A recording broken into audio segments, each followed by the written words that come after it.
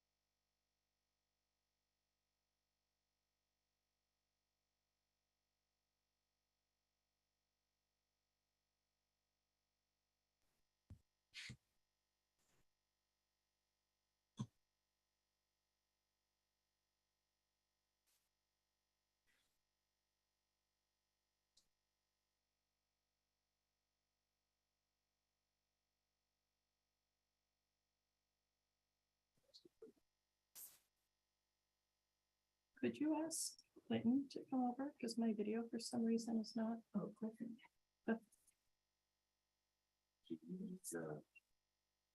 We already put it there. We need to put start video. We can start video.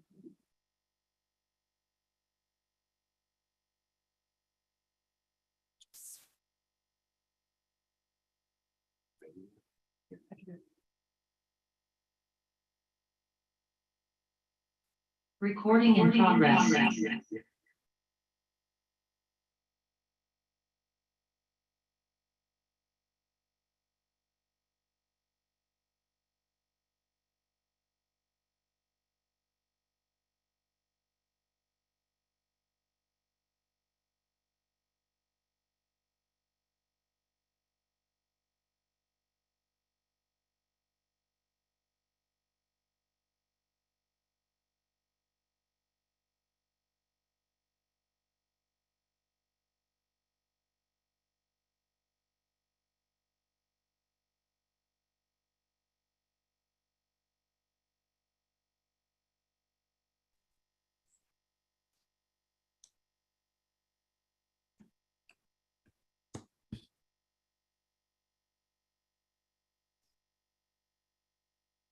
Should I be hearing anything? No.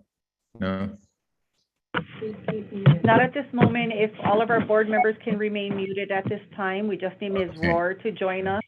And if All right. everyone can make sure on their end, a housekeeping matter at this point, that you're aware of how to mute and unmute yourself so that we don't have any back feed. For example, Ms. Tiapula, your camera is off. There we go. Great. Thank you, Cliff.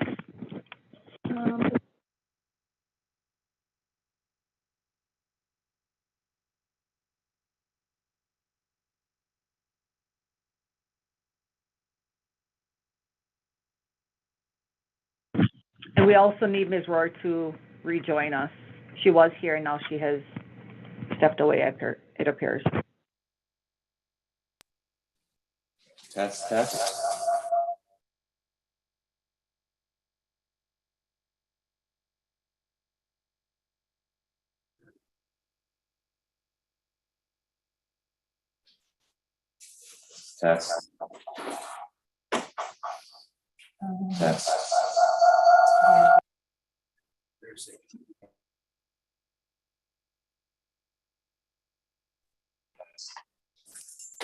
Test. Still great. Assuming they can hear us.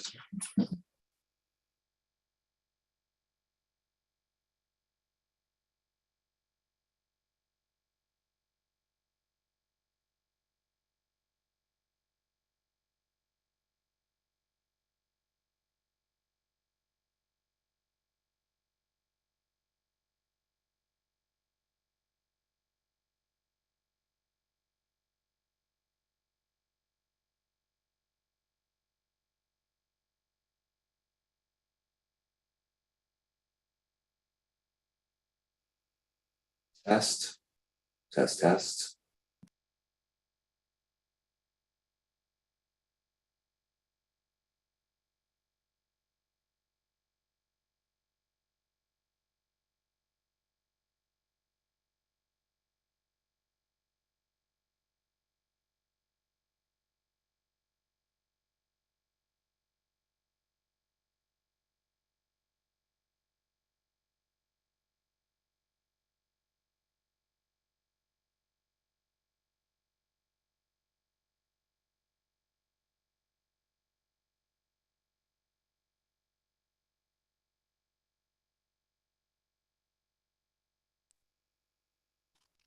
Testing, testing, testing, testing. Try you, she said. No. Director Kern, we could hear you, I believe, for a moment.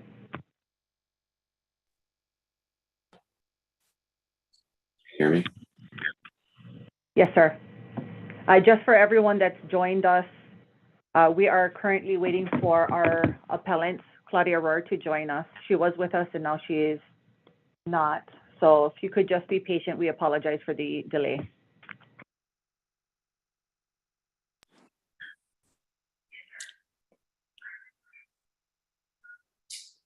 Hello, can you hear me? Yes, sir, Mr. Wolf. One moment. Thank you so much. Yes, sir. Thank you.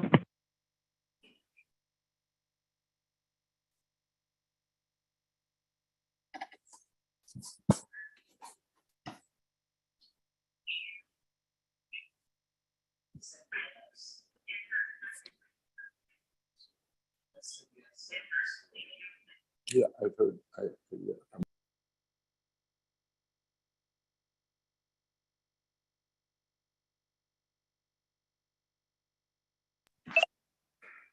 Okay, I'm muted.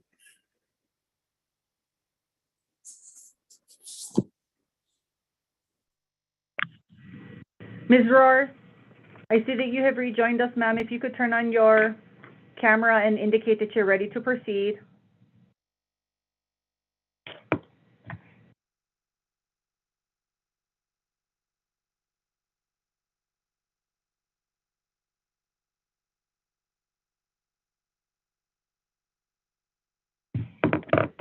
Apologies again, everyone. We have lost Ms. Rohr again.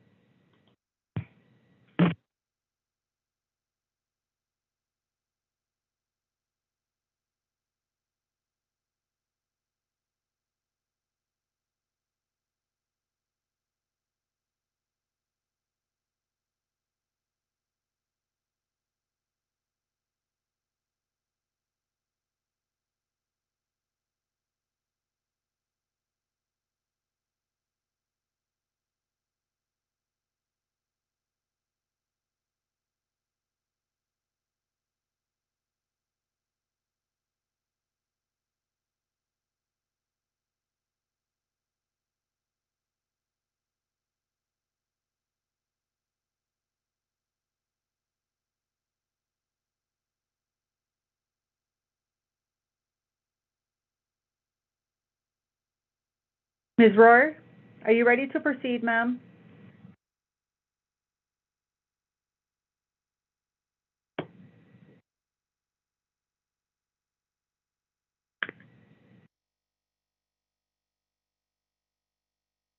Good morning, Ms. Rohr. If you could turn on your camera and indicate whether or not you're ready to proceed. We're waiting. It's currently 9:59 a.m. We are live on YouTube.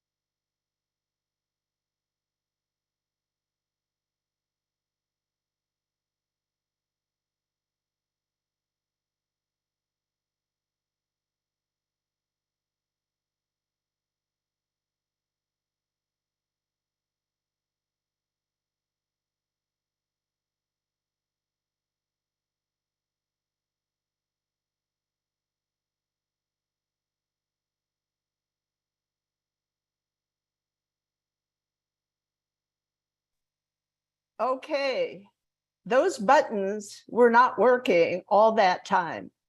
I've been connected since 20 minutes before you started, so I'm not late. I can't hear you. You're muted. Who's talking? Cody, you're muted. Unmute. Unmute. Read my lips. Cody, you are muted. Hold on. You got it. You're on it. Can everyone hear me? You were muted, you know that? Thank you, Ms. Rohr. Good morning. All right, happy Friday, everyone. We are ready to get started. Go ahead, Chair. Good morning, everyone. I'm Chair Stacy Aguiar, and this is the Board of Appeals November 4th, 2022 special meeting being held virtually using the Zoom platform. I'd like to review some of the online protocols to start. All cameras must be turned on at all times during the hearing. One person speaks at a time with no side conversations. Mute your device when you're not speaking to improve audio quality for all. Raise your hand, wait for recognition before speaking to ensure we make a clean and clear record. Prior to speaking, please state your name so that all parties know who is speaking. Speak slowly, clearly, and be close to your microphone.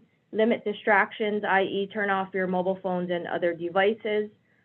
We have a very full day, and we will do our best to get through everything in the appropriate amount of time.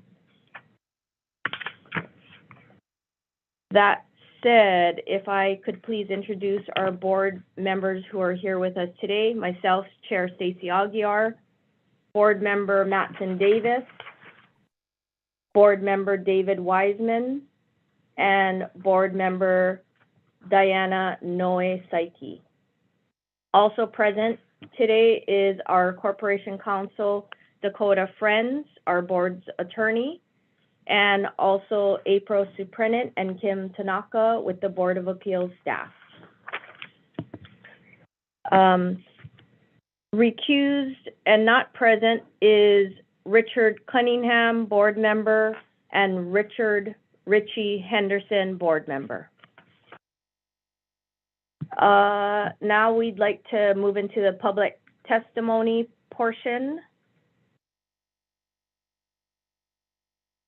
If we can we will take statements from the public on items today before us for the singular case of the Rohr hearing. Public testifiers can testify now or prior to the agenda item if they wish to testify. Cody will keep time. Everyone will get 3 minutes, and at 2.5 minutes, Cody will announce as such. Kim, do we have any public testifiers at this time? Yes, we have Joseph Wolf. Mr. Wolf, are you? I see Mr. Wolf. Mr. Wolf, if you would like to give your public testimony, can you please state your name in the camera and the agenda item you will be testifying about when you're ready. Yeah. My name is Joseph Wolf, and I want to introduce my wife, Kayala Wolf, sitting with me.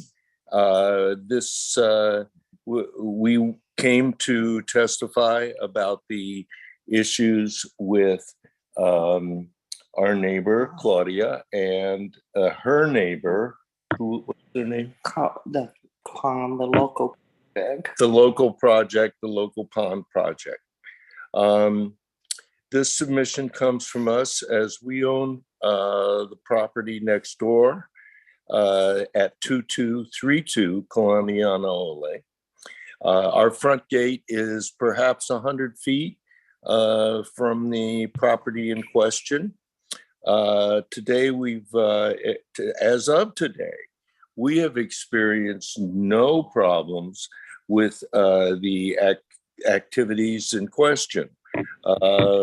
This part of Keokaha, which is across from Richardson's Beach, is much, much, much, much used by the community for all kinds of activities. And there's already parking there. Anyone associated with the area expects to encounter sometimes numerous people enjoying the ocean, having birthday parties, doing what they do. It provides the community with an opportunity to experience the ponds, and the activities that are ongoing are wholly within their rights, and we think is correct for the community and for us. The fact that these programs are presented are intended to expand the experience of youth in the cultural practices of the community. And this is an activity which I and my wife totally support. As property owners, we understand the impact this may have on the complainant. Her view has changed. However, when you buy a piece of property, you do not buy the view. That can change, and you really have nothing to say about it. All in all, we feel that the cultural activities that are being supported near our property are totally appropriate. We actually hope that our grandchildren will be able to grow old enough to participate in these activities, and would enjoy being part of the cultural actions that are being undertaken. We support the ladies, their school, and their activities there, and we have so far had zero impact in our property, which, as I say, is about 100 feet from their property. And the nice thing about it is our granddaughter, Haumea, who is the closest to Hilo, who lives on Oahu, would be able to continue her education there in the summers, especially, and I know there's accommodations for her regarding her own physical disability. Okay, that's Please wrap up, Mr. Wolf. Thank you. all right. Thank you so much for the opportunity. Thank you, you. sir. Thanks for your testimony. Do we have any other public We need to ask testifiers? them to leave, and if they want to Oh. watch, they can watch it on YouTube. Okay. Mr. and Mrs. Wolf, thank you for your testimony, but we do need you to log off. And if you would like to watch the rest of the hearing, you can log on to the YouTube link and observe and watch from there. All right. Goodbye. Good luck with your activities today. I know this is a difficult process, and everybody has strong feelings, but I'm sure you can come to an accommodation that will work for everyone. Thank you for allowing me. Thank you for allowing us to testify. Goodbye. Thank you for your time.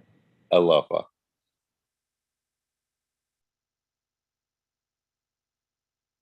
Do we have any other? There are no other Zoom testifiers. Great, thank you. At this time, I'd like to actually move to approving the meeting minutes of our previous meeting of September 9th, 2022. And the approval of this meeting minutes is only for the portion that we heard for the Rohr case, which we will be continuing today. And that case is Claudia Rohr, PLBOA 2022-000025, appeal of the decisions by the planning director dated June 6, 2022, special management area use permit assessment application PLSAA 2022-000057, and special management area minor permit PLSMM 2022-000022, and director's decision dated June 17th, 2022, closure of complaint ZCV 2021000037E. So this is approval of the minutes of the hearing on September 9th, 2022 Board of Appeals. Yeah. Can I get a motion? I'll make a motion to approve said minutes. Do I have a second? Ms. I'll second. Ms. Psyche seconds. Is there any discussion? Seeing none. All those in favor, can I get an aye? Aye. Aye. Aye. Any opposed? None. Motion passes for approval of the September 9th, 2022 BOA meeting minutes for the ROAR PLBOA 2022-000025 portion of the meeting. Moving into our current agenda.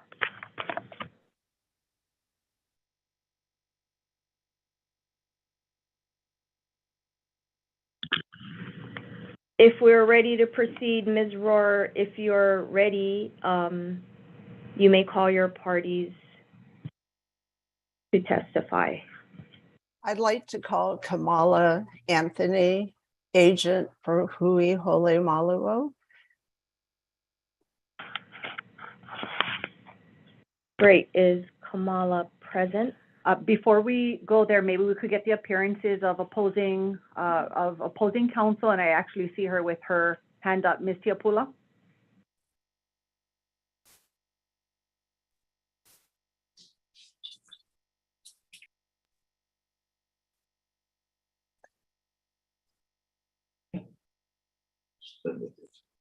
Deputy Corporation Counsel Susanna Tiapula for Planning Director Kern. Thank you, Ms. Tiapula. Ms. Rohr, I do not see Ms. Anthony online. Well, I'm sort of wondering what we're going to do about that because she was served. Ms. Anthony did contact the board indicating she's on a flight to Oahu at 10:50 this morning. Oh, well, no one told me that. I really resent the fact that you don't pass information on. You didn't pass the information that Richie Henderson was accusing him. You know, there's a lot that happens anyway. That actually occurred at our last hearing, Ms. Rohr. If you recall, board member Vice Chair Richie Henderson disqualified. You disputed yes, that, but and you didn't tell me. You didn't tell me in advance that he had done that. And now you haven't told me that Kamala told you that she wasn't coming. When did she give you that information? She should have emailed so me. One moment, Ms. Rohr, let me respond. So as to Richie Henderson, we had no advance notice. We all were informed at the same time that you were at our last hearing. And so that recusal carries. As to Ms. Anthony, I actually asked her to reach out to you because it was your subpoena. Whether or not that occurred is not, I don't have any control over that, but I did direct her to contact you. We did email her the reminder to join us via Zoom to ensure that you could sufficiently question your witness. So we have made every effort to facilitate your ability to question your witness. I don't know why she is not on, but that, again, I did direct her as appropriate to contact you since it's your subpoena. Okay. I have a PowerPoint and I'm not sure how that goes with the Zoom meeting. It sort of takes over my screen when I do it, but I'd like to show the first screen on that and then hopefully be able to come back here. So let me do share screen. Madam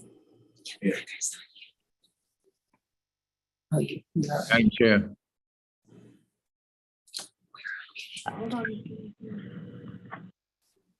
Give us one moment, Ms. Rohr. I see a hand up before you start, so thank you for getting your share screen going. While you get that set, Ms. Tiapula, I see your hand up. We'll go to you before we go to Board Member Wiseman. Go ahead, Ms. Tiapula. Yes, and the planning director would object to anything that isn't a part of the record already provided, the exhibits provided by appellant. I was not provided with his PowerPoint in advance. I didn't know I had to provide you with the PowerPoint. Would you like me to email it to you right now?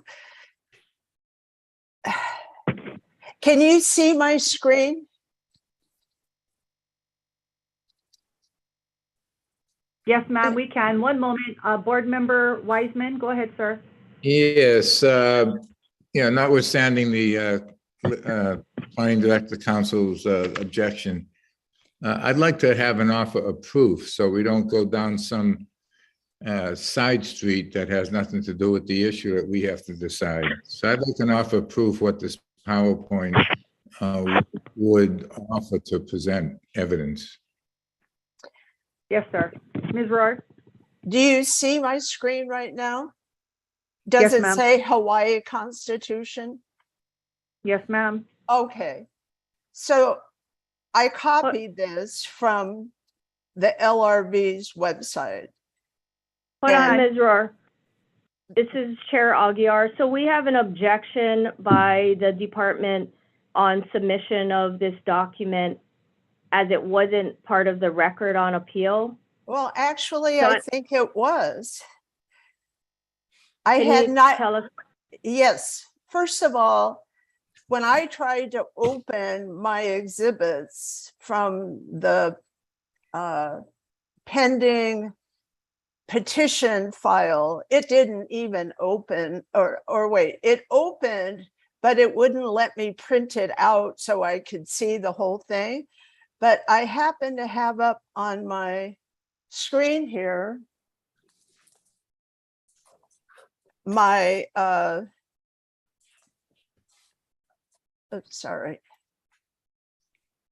my exhibits, and I said replacement. There's an email that says I replaced the original exhibits because there was something wrong with the bait stamps.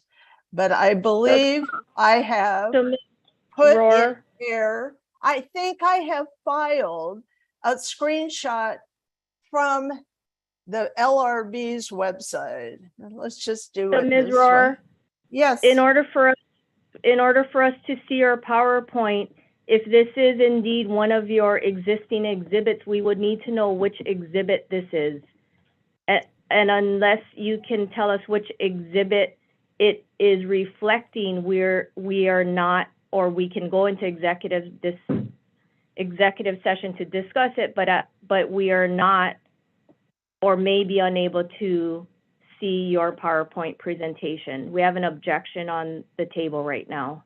And Madam Chair, I Okay. also have my request for offer of proof. The fact that I can see the constitutional provision does not relate to how it's going to prove anything relevant to the issues we need to decide. And that's what I'm asking for, what's called an offer of proof. So Yeah, Ms. Rohr, do the you, offer of proof is that the planning director ignored the last phrase in Article 12. Let me get to Article 12, Section 7. And you can also do this as a notice of a record. So I copied this and pasted it into my PowerPoint, but I did not do this bottom part. I just did this. And Madam Chair, Yes, it's relevant. Please, let me Hold on. finish. Ms. Rohr, hold on. Mr. Wiseman, go yeah, ahead. the notice you're referring to is similar to what's called taking Judicial judicial notice. notice of something that can't be disputed. So we can take the judicial notice or notice of the constitutional provision Thank you. And the Yeah. part I am asking you to take notice of is this part right here. Subject to the rights of the state to regulate such rights.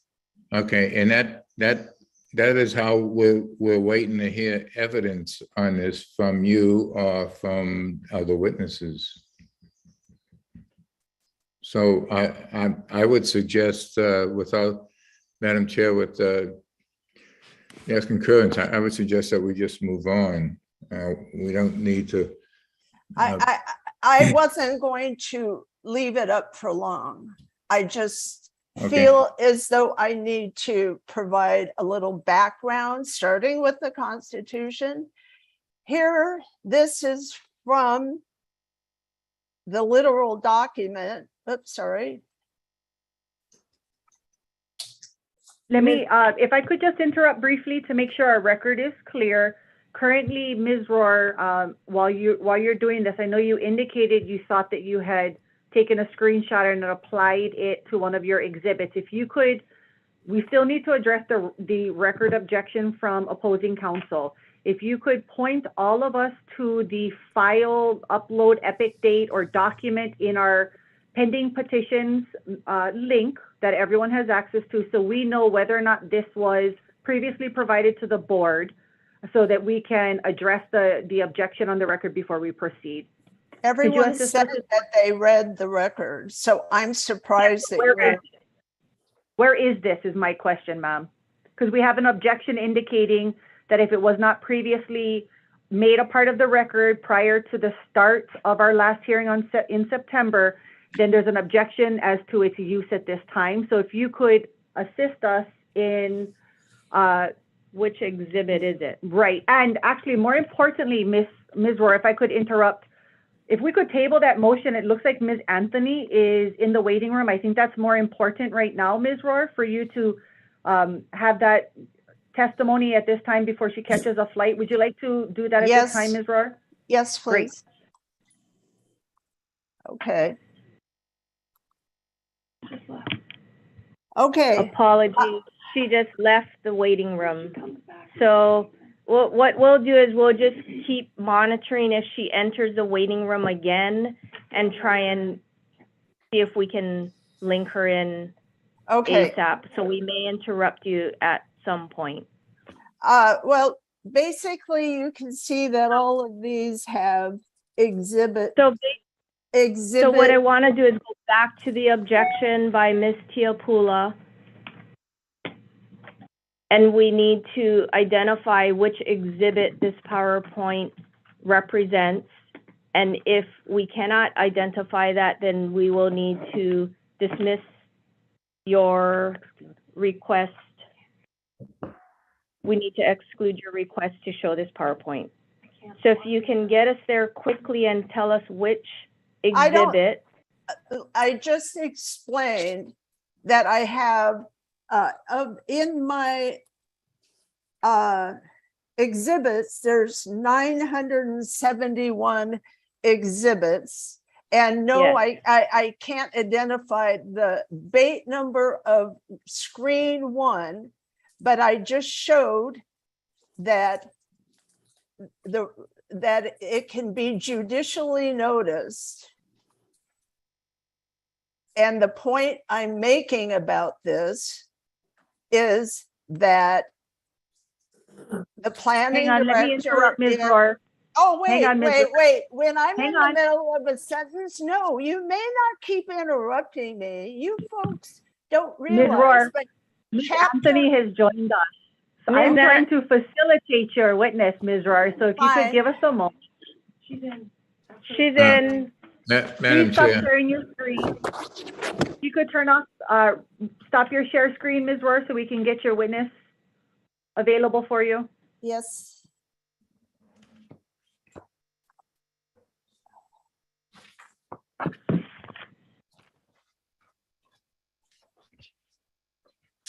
Trying.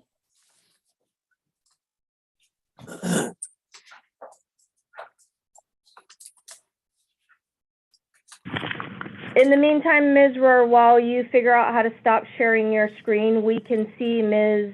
Kamala Anthony on our screen as she's visible. Thank you. And in the meantime, can we just swear Ms. Anthony in as your witness Ms. Anthony, if you could turn on your camera. Great, thank you, ma'am. and unmute?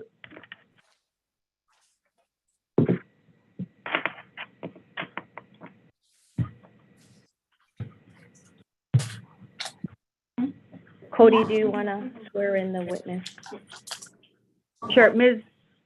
Anthony, do you swear that everything you say today or testify to today before this Board of Appeals in the BOA matter, planning BOA 2022-0025 will be true and accurate? Yes. Thank you, ma'am. Thank you. Ms. Rohr, if you would like to question your witness. Hi, good morning, Kamala. I have a question for you. Are you the affiliate nonprofit of?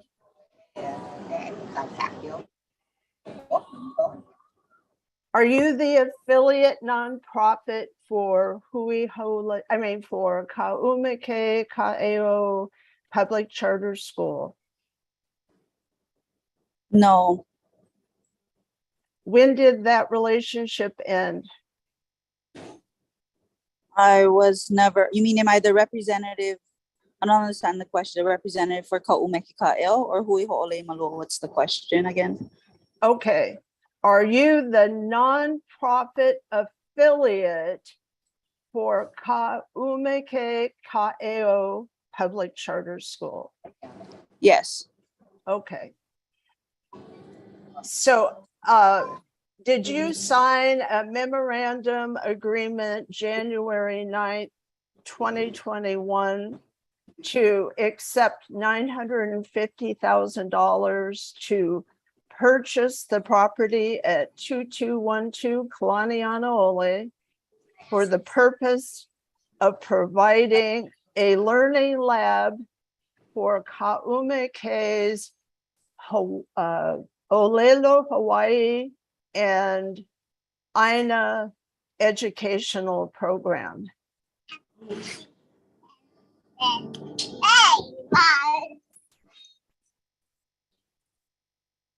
Do you want me to break that up into separate questions? Yes, please. Okay. Let me share my screen for a moment. Okay. Is this the memorandum Ladies and of gentlemen, agreement? we will begin boarding Hawaiian Airlines Flight 211 with service to Honolulu. Your carry-on. So we didn't. So here's It wasn't your to signature. purchase. It was not to purchase. We signed an MOA as a prepayment on a lease. Right. And so do you, can you confirm this is the memorandum of agreement, at least the first 6 pages or something, 5 pages with your signature on it? Sorry, I'm having a hard time see this. Oh, What seeing the screen. I'm Oh, not sorry. seeing the screen. Okay, it was Exhibit A of the motion for summary judgment. Anyway, let me try to make this a little bigger.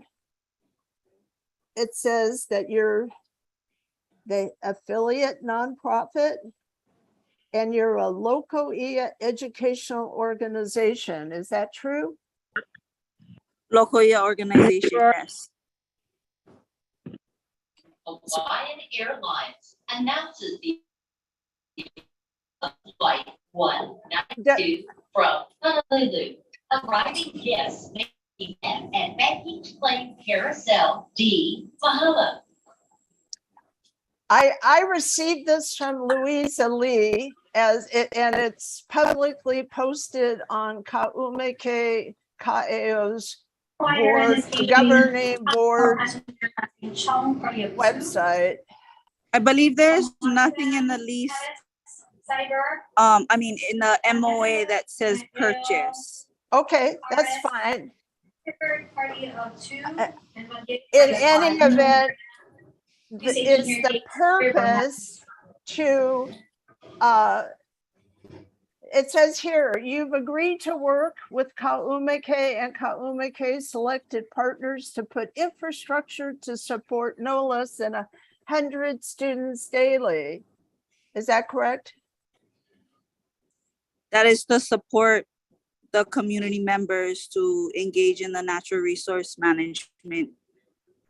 It sounds On like site. this is an agreement between you and Ka'umeke in February of 2021 on the 9th. And it says here that you will facilitate the use and its facilities as a living learning center for Loki'ia and Keokaha based learning. So that assumes that it's for more than just Ka'umeke. In fact, it says somewhere that their use of the property. Yes, that is. Right. So it's the community. We're a nonprofit that engages with the community of Keokaha. So yes, not only to Ka'umeke, but to the rest, yes. And when you say Keokaha community, what do you mean by that? Where are the boundaries of Keokaha community?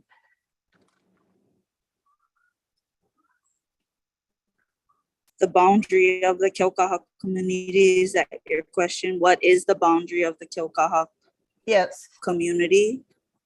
Palekai, we would consider Palekai to Lele'iwi. So the break wall all the way down to King's Landing.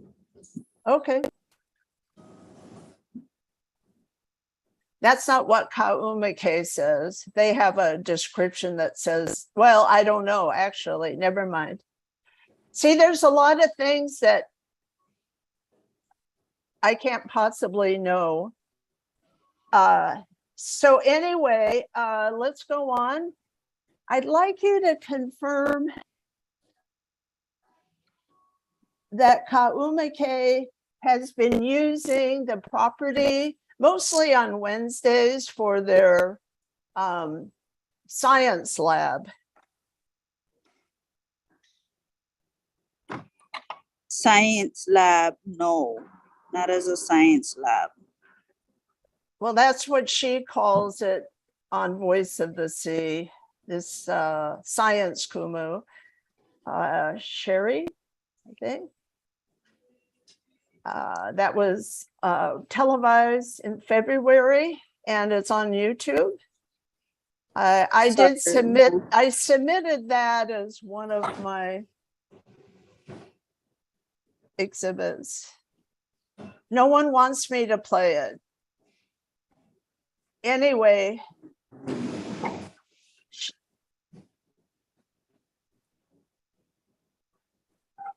this is a photograph of they trained to do the work on the ponds.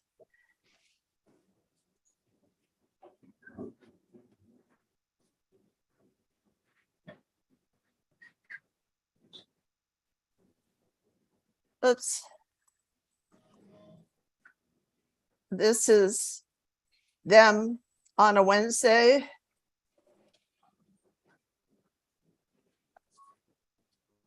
I'm sorry, I can't see anything. I'm not able to see what you folks are doing. Okay, well, they have on the turquoise Ka'umeke t-shirts and they're passing stones, hele hele.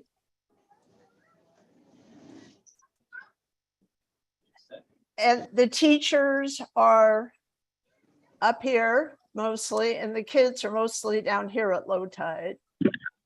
Ms. Rohr, you're not sharing screen, FYI, so no one else can see. Okay, no, ma'am. hold on. I wanted to let you know. And also, while I do that, Ms. Anthony, as I mentioned, has to catch a flight, probably needs to board within the next 10 or 15 minutes. So I want to make sure you utilize the available time. So just reminding you is all. Thank you, ma'am. But share screen is not on yet, ma'am. You didn't tell me that. Actually, I told you at the outset she was on a 10:50 flight. So I just want to make sure you use your time. Okay, quiet. I'm sharing a screen now, right? No, ma'am. Hello, to the Holy Area from Hawaiian Airlines Flight 211 with service to Honolulu, running on a gate 6. Please Why remain am seated. I not sharing a screen? Oh, share. Package policy allows each Okay, now am I sharing a screen? laptop No, bag. ma'am. Each item must weigh 25 pounds or less and fit in our test unit. Okay, you got it. Great job. Right now, we kindly ask you take the time to consolidate prior to boarding. If you're asked to key check your bag, please remove any Okay, keys. Kamala, am I sharing a screen? Yes. Okay.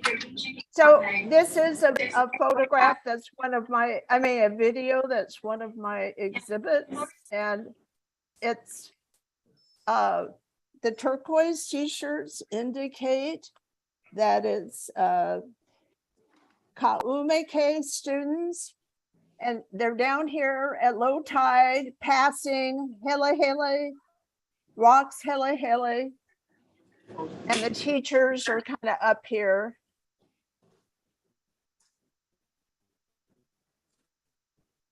Anyway, do you disagree that Ka'umeke has used the property on several occasions for their Wednesday science lab? All areas within the terminal building. Yes. are I mean, designated as smoke-free. Science lab, I don't know if that's the right term, but yes, they have used the property on many occasions for learning science. Yes. They have. Okay, thank you. Yes. Okay. Okay, so, oops, let me get this smaller. I don't know what happened. So isn't it true that you were also making use of the property for your Hua Kahina Hina no student program? And this is a flyer for your spring program? That is the flyer for our spring program, yes. And you did hold that this year? Yes, we held that this year. Okay. The local time is 10:30. This is an email that I sent in, and it starts over here. And I just said, hui ho ho'ole maluo, holding outdoor educational classes today without acquiring a use permit, zoning violation on RS 15. And then we go up, and Rachel Lay says, good morning. I spoke with Claudia and she expects the following. An inspector must go out to view the alleged violation before noon today, before class ends, and she expects a call back today. Then Alex says, I'm finishing up the approval for land and resource management. There is no proposal to conduct educational activities on the parcel. The applicant has stated that families come to the site and it may appear that they conduct educational activities, but they are not. Did you actually say that to Alex? Can you confirm that you said that?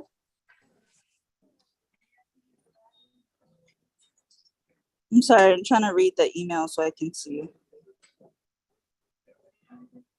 It says, there is no proposal to conduct educational activities on the parcel.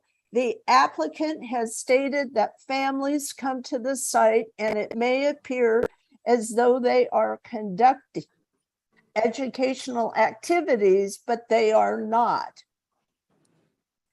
Would you? No, I don't recall. Okay, thank you. Okay, so you're not, okay.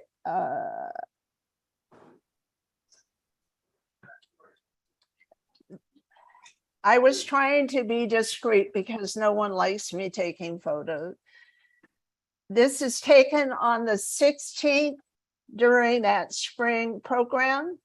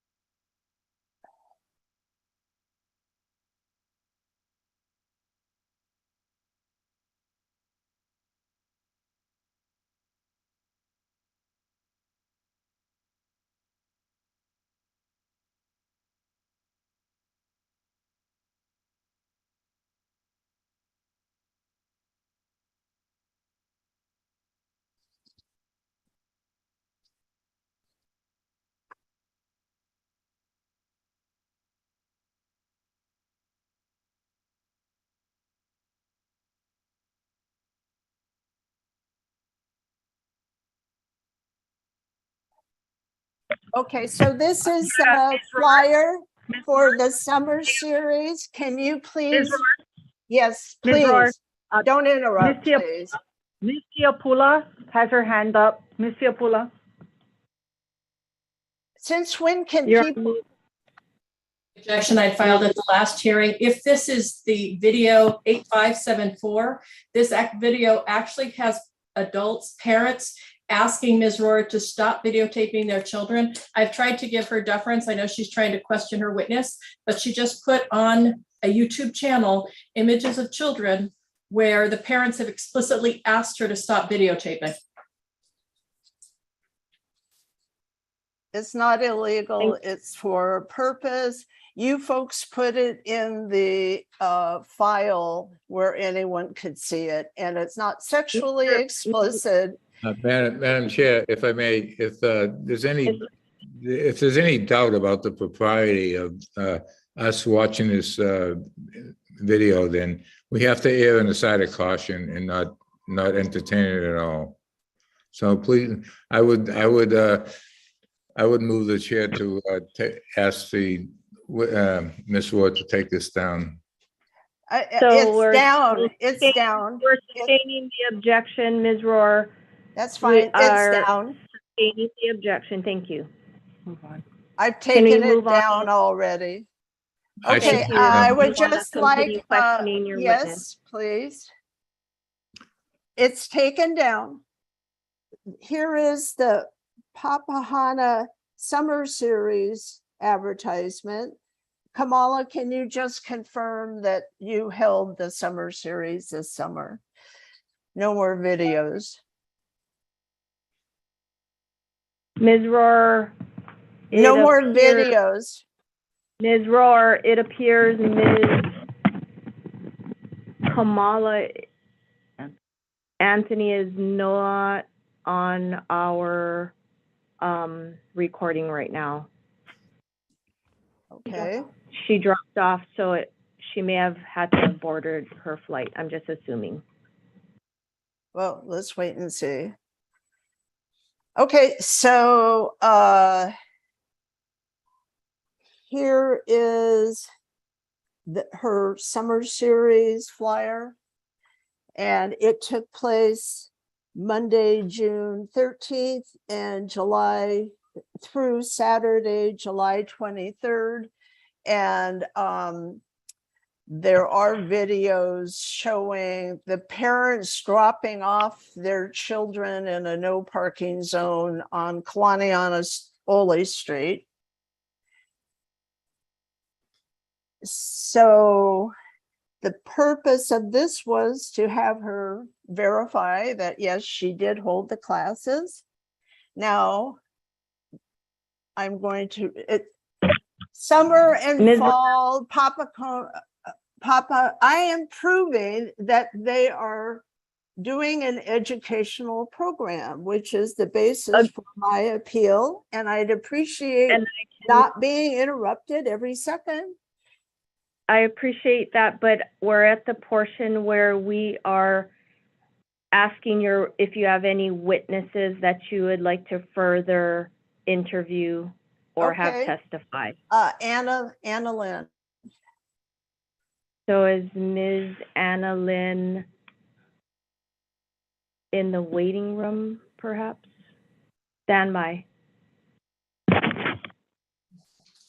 Is it this?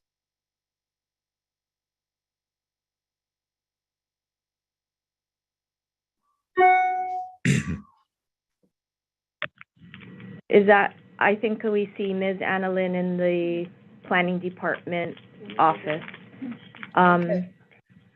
Ms. Lynn, if you would like to please identify yourself or introduce yourself. Hi, I'm Annalyn Sigban, planning Ms. inspector.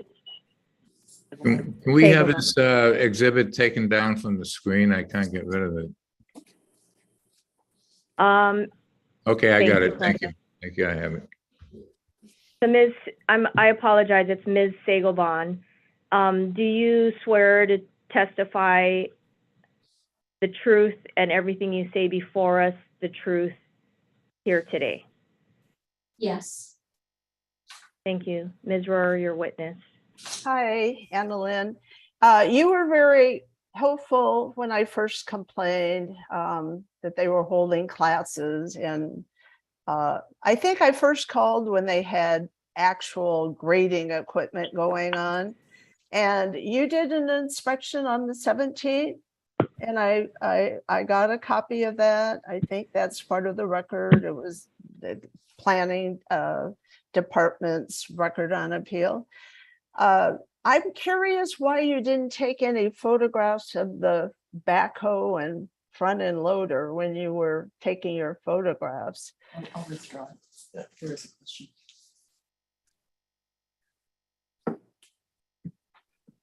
Can you not hear me? Hello, is there something wrong? Yes, I was present at the inspection on June 17, 2021. And there was no such equipment that you just mentioned. That's funny because I have photographs of them taking it off the site several days later. Objection. Okay. So let me move on. Hold on. I want to Teopula, thank you. state I your want. objection. We have an petitioner objection is- on the The table. petitioner is testifying. She's not asking a question, she's making statements. May And I then be she's sworn withdrawn. in, please? May I be sworn in? So Ms. Rohrer, are you done with this witness? No, I just, last time you swore me in case I made a mistake and testified. So, Ms. Roy, you'll have a chance to testify after you question your witnesses. So right now we're Okay. in the witness. Okay, so go ahead and just continue with Ms. Sagelban, and we will swear you in and allow you to testify as soon as you're done with your witnesses. Okay, I recently made a complaint and sent in this, it's newly discovered evidence. Objection. Relevance.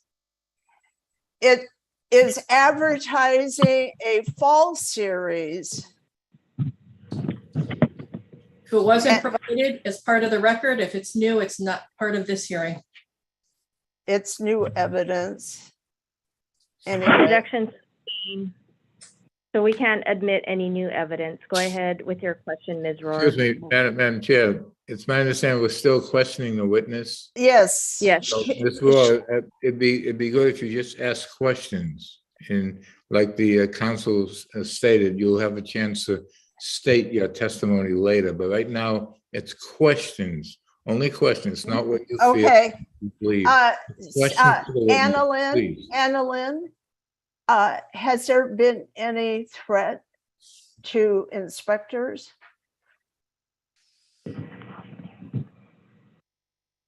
What do you mean by threats?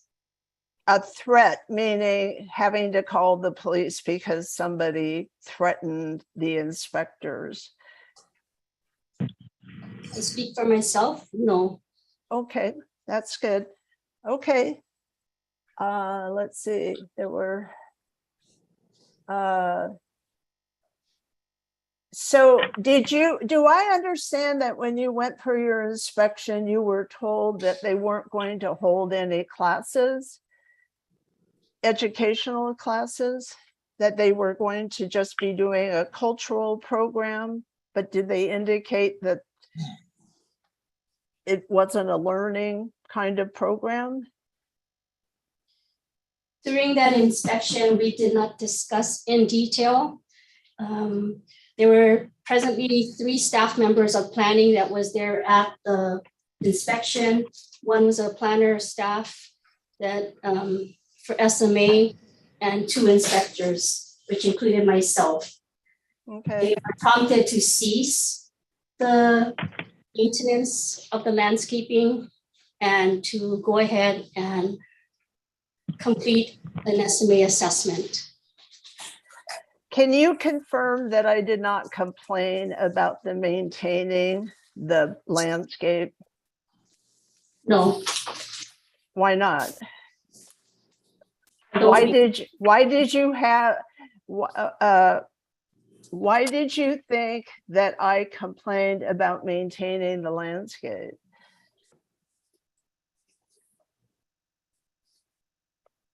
To be honest, I don't recall. Okay. My complaint is on file. And it. Ms. Rohr, you want to ask your next question instead of testifying? That's a clarification, Cody. Please don't interrupt all the time. You can do that when you testify. You can state everything you want, Ms. Rohr, but this is just the time for question of your witnesses. Okay. Can you please tell me, Annalyn, in this latest complaint, it was a zoning code complaint, that the zoning code requires Objection. a plan. Referencing a current complaint again. What? That's not clear, Suzanne.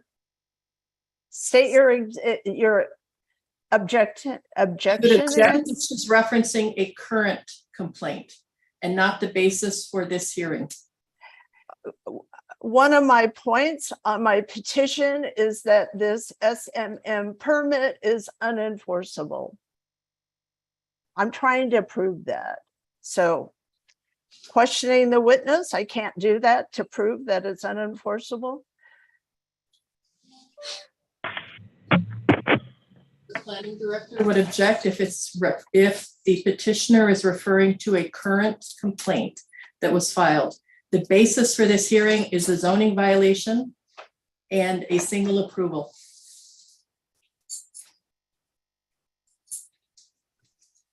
Thank you, Annalyn.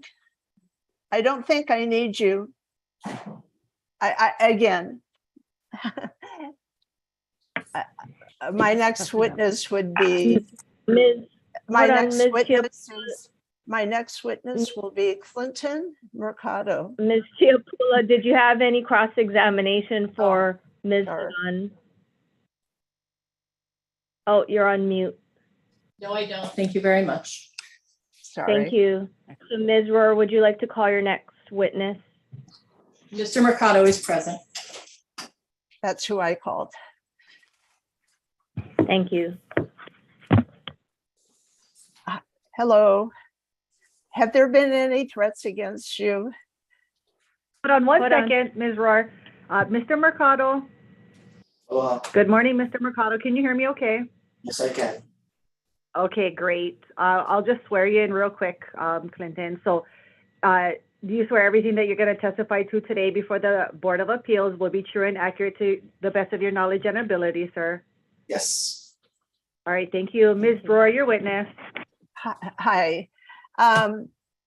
So have there been any threats against you in terms of that saying that you shouldn't come back and inspect the property? No. Okay. So I wanted to bring up the, hold on. Am I still on share screen? You're not, Ms. Rohr. Give me one moment. we skipped a step. If you could, while you work on that, go ahead, Chair. So I apologize. I did forget to ask if the board members had any questions for any of the previous two witnesses. Ms. Seguban. Ms. Seguban. If any board members did have a question, could you raise your hand, please? Seeing none, Ms. Rohr, you can proceed with questioning of your witness, Mr. Mercado. Okay, just a second.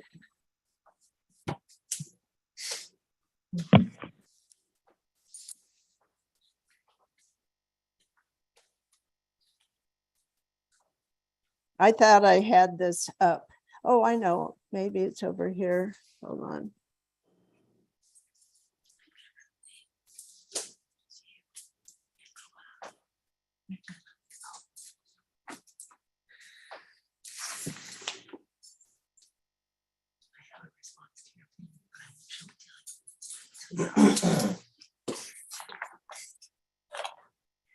Okay, well, I was going to bring up the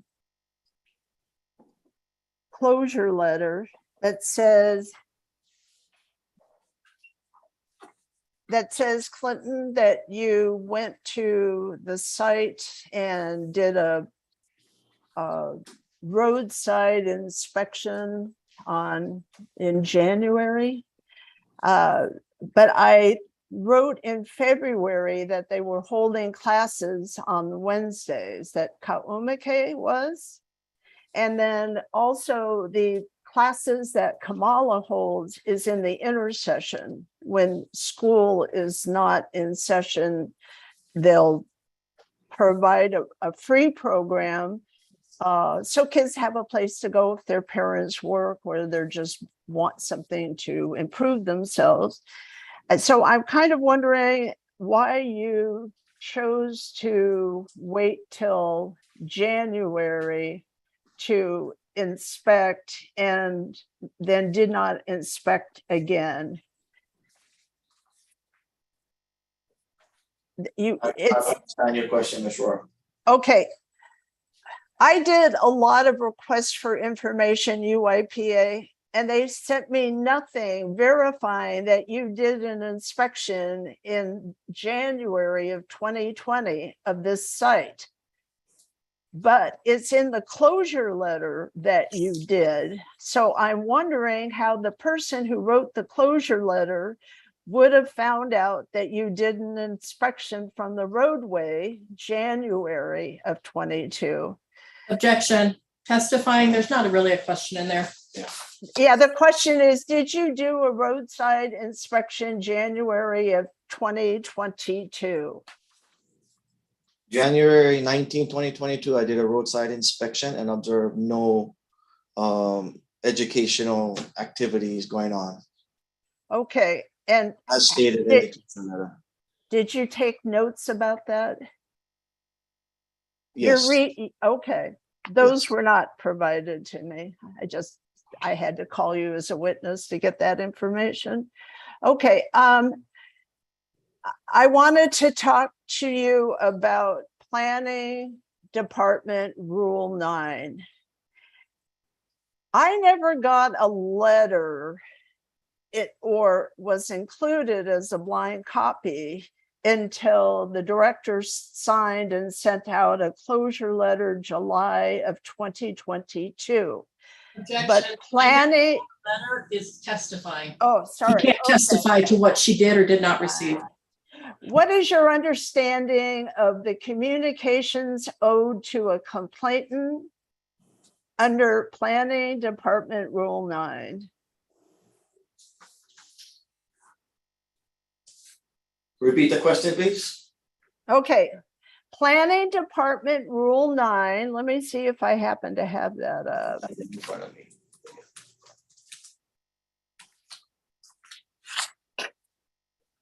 I thought I had it up, but now it doesn't seem like it.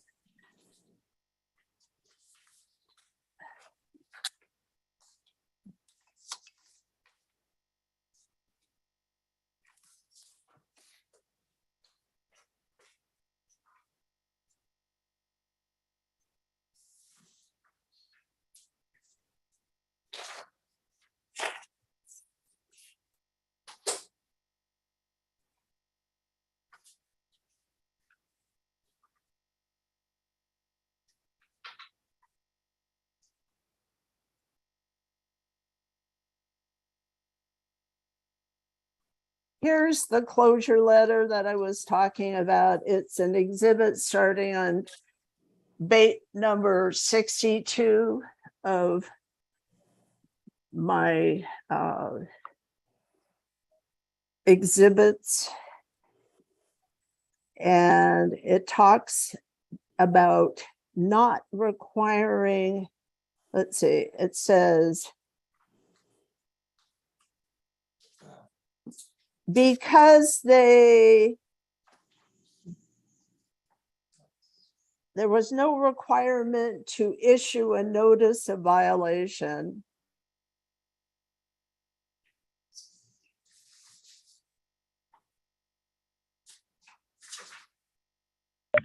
Ms. Rohr, are you reading us what Rule Again, 9 there is? Objection. Again, there is no question. She's scrolling quickly through a document. that the I'm trying witness to have a find chance the to see. reference. I'm trying to find the reference. It says,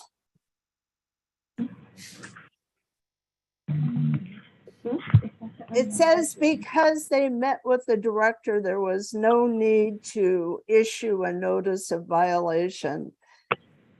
So Ms. Rohr, can you repeat your question to Mr. Mercado so we are following what your question is? Planning Department Rule 9 says you shall issue a notice of violation, or you shall issue a letter to the complainant saying that there was no violation. I'm curious why you folks are operating under unpublished rules that says if you meet with the director, it's not required. Objection. I'm curious why is not a question. Okay. Clinton, why didn't you guys, you and Anna Lynn, or whoever, I don't know if she was on the case back then, why did you not issue a notice of violation? When we did the roadside inspection, there were no evidence that there was a violation at hand. And we also worked with our planning division team who, notified us or let us know that they filed an SMA assessment and that they were working on it. Okay. So we did not send out a notice of violation at that time because there was no violation at that time. So you're saying the photograph that I took wasn't enough to show that there was a violation? We have to see it on our own. We have our own eyes. We cannot use what you're providing us. We have to go out there and witness that it was happening. So Okay. Well, the photograph, so all of my photographs are not for your, it's not in Rule 9 that you have to witness it. Where do you get that rule? Just tell me where that rule comes from.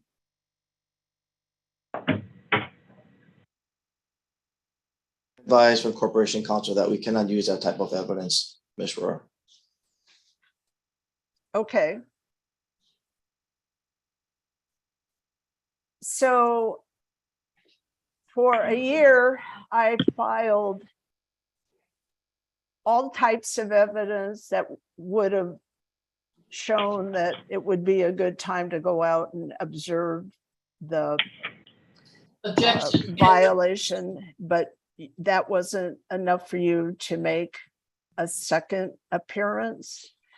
Ms. Rohr, you're getting great latitude on leading up to your question. Why did you not inspect again? Why did you not inspect again when I sent in all those flyers showing they were holding their classes? We did roadside inspections, Ms. Rohr, and we did not see them doing any educational practices. You did one roadside inspection. Again, testify. Okay, did you do more than the one in January? Yes. What dates? I do not have that date present in front of me, Ms. Rohr. You didn't record it? We have recordings in our Excel spreadsheet that was provided to you. No, there wasn't. I wasn't provided that Excel spreadsheet. Ms. Rohr, you're Okay. testifying. Who was in charge of providing that to me? What part are you asking? Who was in charge of providing the Excel spreadsheet to me? No, This witness may not have that information. I wrote to him directly. They told me to write to him directly. I did it to the planning and I did it to Mr. Clinton. Clinton Mercado, sorry. Is it Norin who's in charge of deciding that? yes, Noreen Cotto is the administrative permits manager. And he's the one who decides what goes out to fulfill UIPA requests? He oversees all that information. Yes, he's the manager. Okay.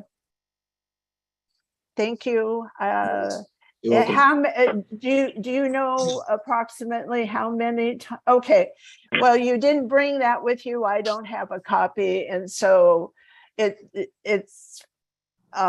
Did you try to go at times that the flyers said the stuff was occurring, or I said it was happening?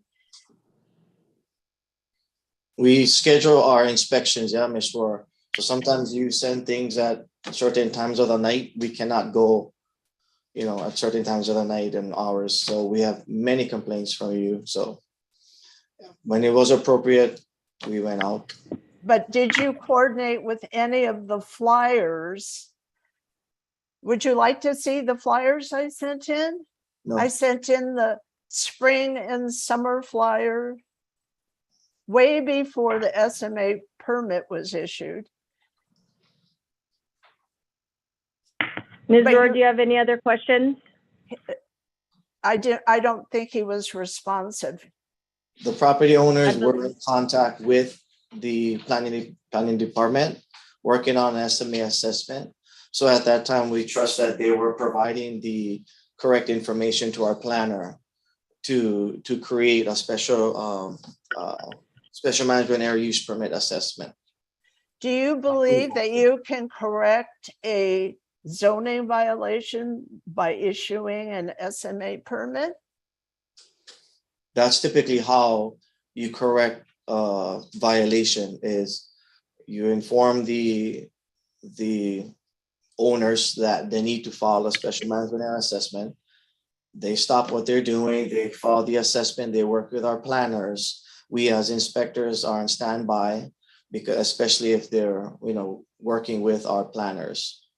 So the owners, Hui, have done a great job working with our planners. Therefore, it wasn't needed for us to go out there and enforce nothing that was, anything that was happening. There was nothing happening when we went out.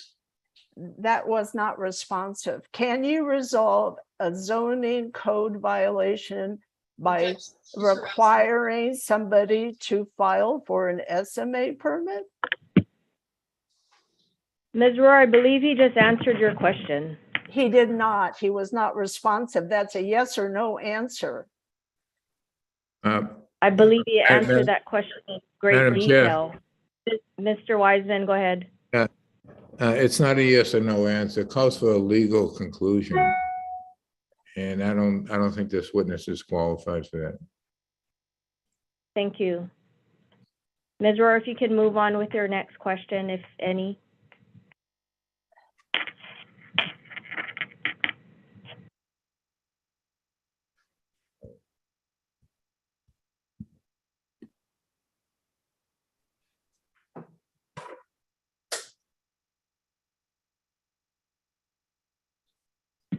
Ms. Rohr, do you have any other questions for Mr. Mercado?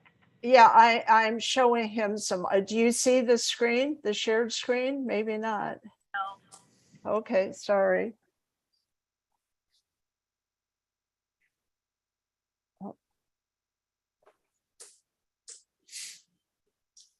Oops.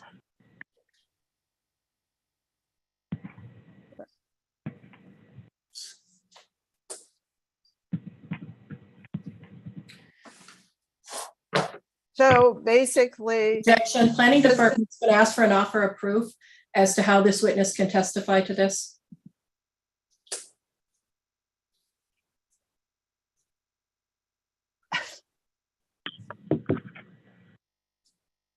I'm asking him to explain how the Coastal Zone Management Act, did you consider Chapter 205A, Hawaii Revised Statute 205A, 26 Special Management Area Guidelines when you were, sorry, it's hard to get it right. When you were considering whether you needed to check to see if they were holding classes or not? I do not know. Okay. Well, what it does say is that development is consistent, that no development shall be approved unless the authority is first found. And then it talks about the zoning consistency with the zoning code. That's what I was referring to. You're excused. Oh, wait, cross-exam. Go ahead. No questions for Ms. I'm sorry, Ms. Tiapula, do you have any cross-examination? We have no questions for Mr. Mercado. Thank you. Thank you. Board members, do you have any questions for Mr. Mercado? Mr. Wiseman? You have to unmute yourself, David. Mr. Mercado, your position is inspector with the department? No, sir. I am a planner with the planning division. I see. Okay, and during your visits to the site in question here, did you notice any violations? No, sir. I did not notice any violation on my site list. Okay, thank you. You're welcome. That's all I have. Okay. Thank you. Any other board members? Seeing no other questions, thank you, Mr. Mercado, for your time. Thank you very much, Board. Thank you. Ms., just to clarify, can we excuse Mr. Mercado so he can return to work, Ms. Yes. Rohr? Yes. Thank you, ma'am. Thank you. Ms. Rohr, do you want to call your next witness? Planning director would ask if Ms. Seguban can also be excused. Thank you. Ms. Rohr? Yes, I already excused her. Yes. Thank you. Thank you. Ms. Rohr, your next witness. Who is this person who says planning department witness? That's just the camera in the planning department office. So there are no other planning department witnesses here today on behalf of Zendo Kearns? Director Kern is present. He was ordered to appear. Clinton Mercado is present. He was ordered to appear. Annalyn Seguban, I accepted a subpoena on her behalf. Those three individuals are present, although we are releasing Mr. Mercado and Ms. Seguban. Okay, so Jeff isn't in the room. Jeff Darrow. Mr. Darrow is not present, nor was he subpoenaed. No. Zendo Kearns, please. Director Kearns is present. Director Kearns, please. Aloha. Aloha. Good morning, Director. I'll just swear him in quickly, Ms. Rohr. Director, do you swear that everything you testified to today will be, before this board, will be true and accurate to the best of your knowledge and ability, sir? Yes. Thank you. Ms. Rohr, go ahead with your witness. Hello. Morning. Good morning. I noticed in the, in your closure letter, you stated that Hui Hole Maluo was directed to file an SMA permit with those activities which were planned for now and in the future. Is that correct? Here's the portion of it. At Could you the repeat meet, could you at the repeat meet, the question, please?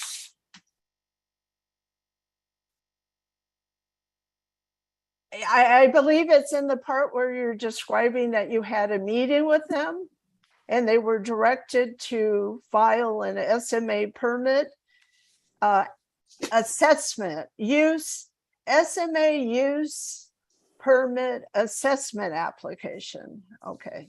So they did file one, and on the 30th of June, I made my complaint on the 17th of June, and you met with them on the 29th.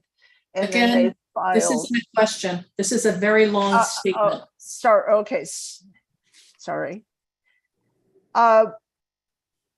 When they filed June 30th, there was a communication where they filed something called complete application, and it said that they were planning on putting up 10,000 square feet of buildings at the cost of $1.4 million.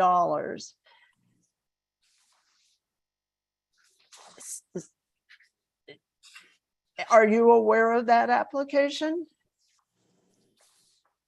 I'm not aware of that right in front of me. I can say that in certain cases, folks come in and they talk about what they want to do. And sometimes there's a level that they want to go here, but immediately they can go to a different level. So they filed an SMA application for the activities that they were going to be conducting in the immediacy. If they were going to do anything beyond that, they would file an additional application that would be relevant to that. Okay, I called the CZM office over at office. Okay, never mind. Hold on. So do you believe that it's okay to segment a project when you're considering an SMA permit? We're going to look at what the application is submitted, and we're going to review it based on what is submitted in the application and make a decision based on that.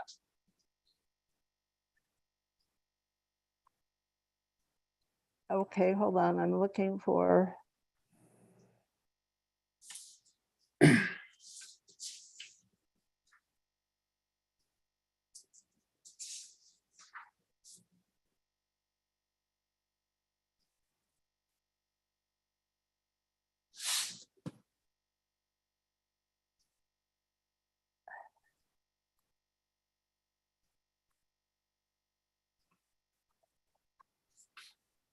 I'm looking for the declaration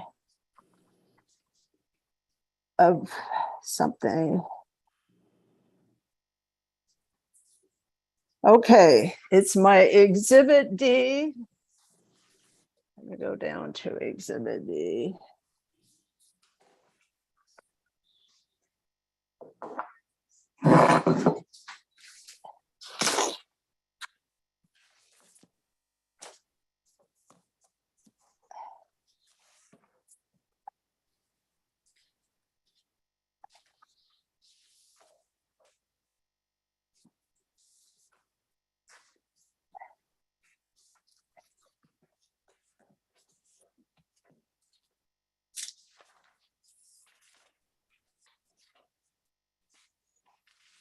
Okay, Exhibit D of my hearing brief. It's been submitted, and they started out by saying complete application. If Kamala was here, I would be able to use her to verify this is what she sent in. She sent this in on as part of that original application. And she's saying on here that they're developing 10,000 square feet of buildings approximately at a cost of 1.4. Hold on. Gotta get the, oh, I went right past it.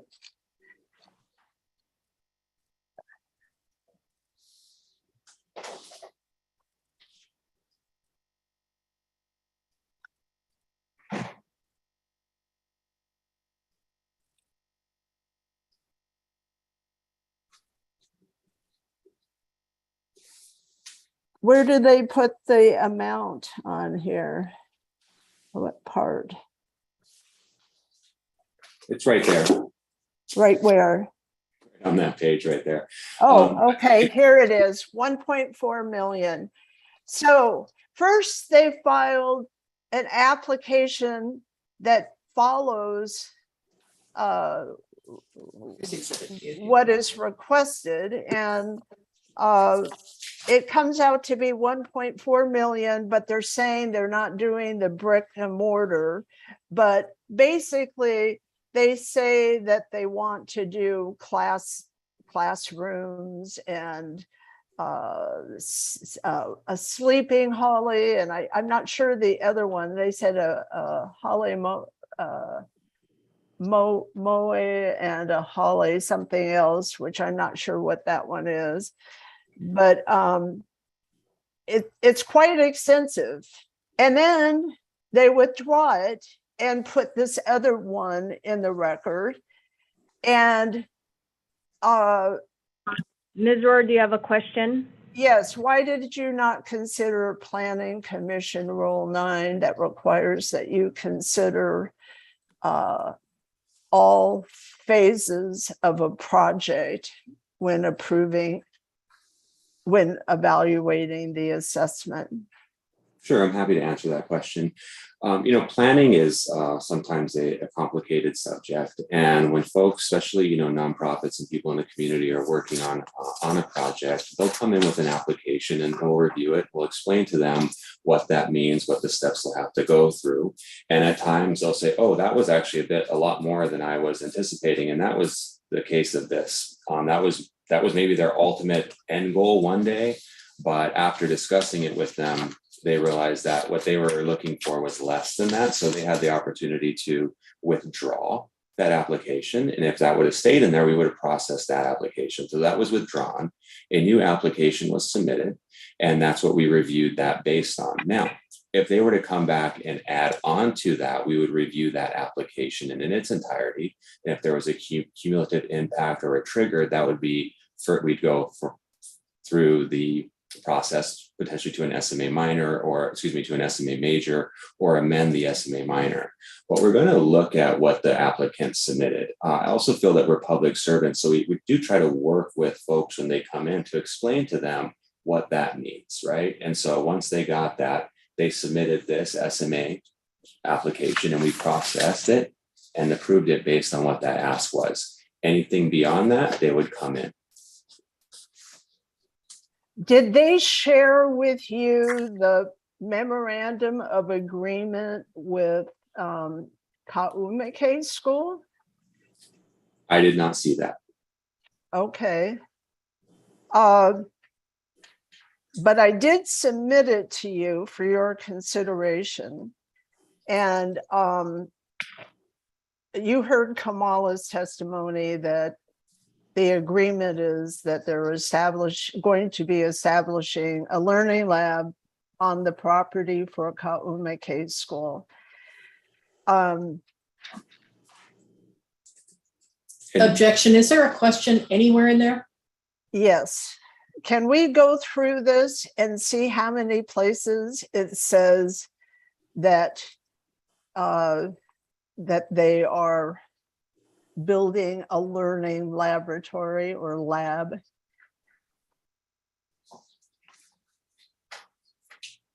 It's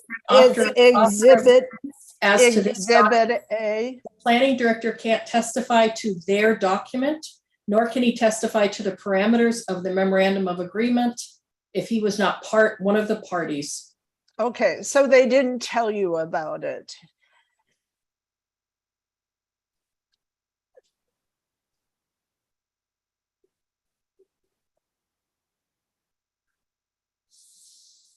I sent you email with the link to Voice of the Sea showing Kaumeke Kaeo's Science Kumu, talking about them using the site for their science lab. And it includes a lot of photos of kids taking scientific data, running tests, part of the STEAM skill set that they're trying to teach. And I think this is a wonderful program, but I wanted to know, did you watch that video? Ms. Rohr, I've received, I think, over 150 emails from you. I get an email. I couldn't speak to that. I've seen many different things. What I can speak to is what the application was processed for and what it's approved for. And one of those are community events, curriculum development to perpetuate Native Hawaiian cultural practices, as well as pond restoration.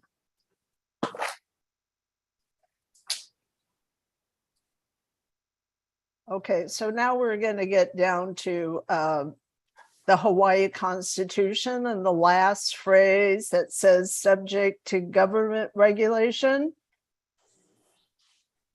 Are you familiar with that? Or I've shown it on the screen and you were present in the room. I've seen that, and the government regulation would be an SMA permit and any zoning that would be applicable for that. Okay. So I think our disagreement is that hold on. It must be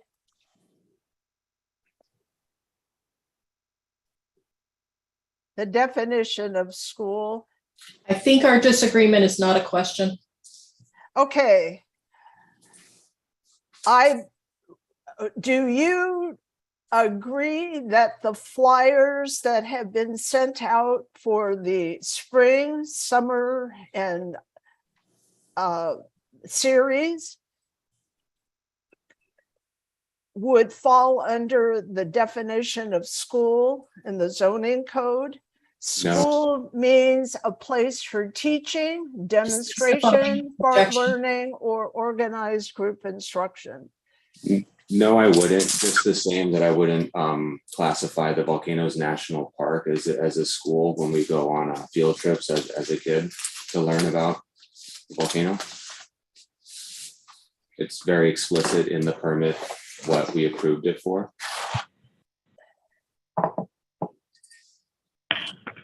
So you approved overnight visits, correct?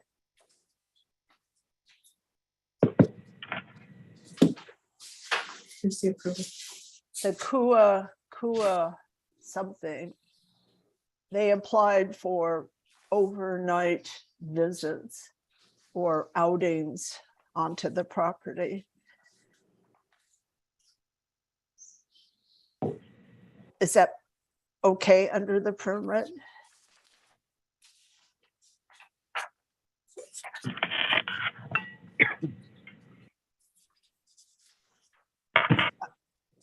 I'm sorry, is there a problem? You made a statement, you approved. Is there a question?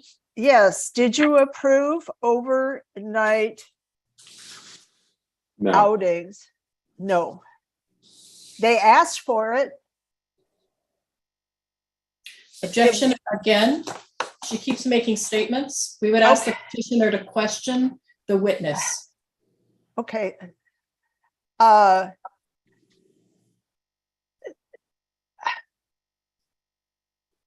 Did you approve classes in emu making?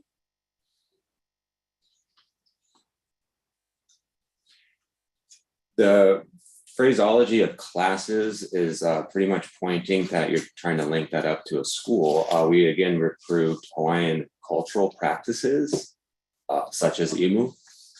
Okay, so let's call it a cultural program. Objection, let's call it isn't a question.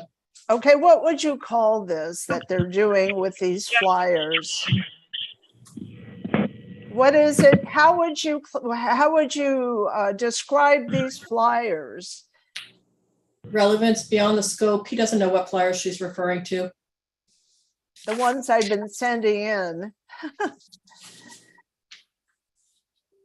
Ms. Rohr, either you can share your screen and show the flyer or ask a question that can be answered, please.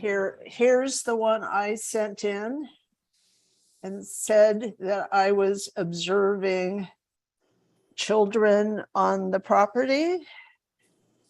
Not children. I sent it in and said, what would you describe this as, the spring series? Beyond the scope of this witness's expertise. He's here to testify as to the permit that was approved and the notice of violation. She's asking the director to analyze material delivered and presented by another individual. We don't even know the validity of that material. Well, I did show you.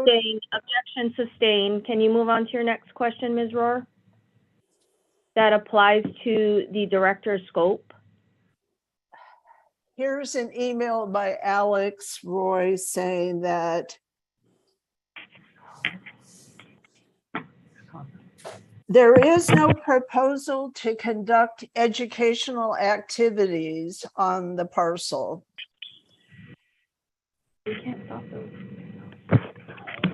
Kamala didn't agree with that, but I'm curious about what you think. I'm curious is not a question. Okay, what do you think about Mr. Roy's comment that there's no educational His opinion about one of his employees' comments is also beyond the relevance of this hearing. I also think it's taking an email out of context in the middle of a communication. What we need to look at is the approved SMA permit and what was approved and the activities that are being conducted. And I'll repeat again that they're consistent with the SMA permit that was approved. I will repeat that Hawaiian cultural and practices are very important. We go through and we process rezoning applications that we have to do like Kapakai analysis on to make sure that we are being right and mindful of all of those. And this is them coming in and getting a permit for it.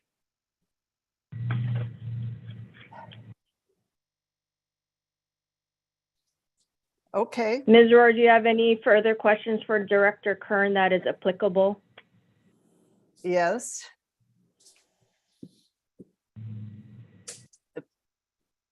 The posters, my movies, none of that appeared to be actionable for your inspectors. Is I renew my fair? objection.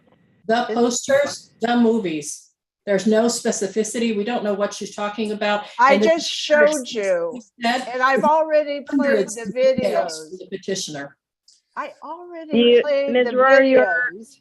Ms. Rohr, you're currently not showing your screen, so if you would like to tee up the question before explaining the document you'd like to show, maybe we'd have a better understanding of what your question is and what will be answered. So getting at what you're saying, Ms. Rohr, this is an evidential challenge. So good. So I showed these videos, which you don't want me to show, but they're in the record. I never said that. Huh? You're stating something that I didn't say. Okay, over here, I'm showing the videos I previously played, and there was an objection to that, but they're in the record. And they're in the record as me sending them to the planning department as proof that these classes were being held next door. And whether they're what is your question, Ms. Rohr? It doesn't appear that, okay, where is the rule that your inspectors have to see something? Wouldn't this be a prima facie evidence of educational program? Petitioner is asking for a legal conclusion from the director.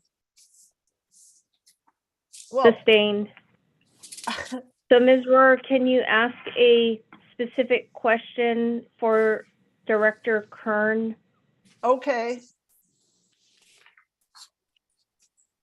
You will have your chance to testify on your behalf, so we'd like to make the best use of Director Kern's time and everyone else's time here and the ability to hear their answers.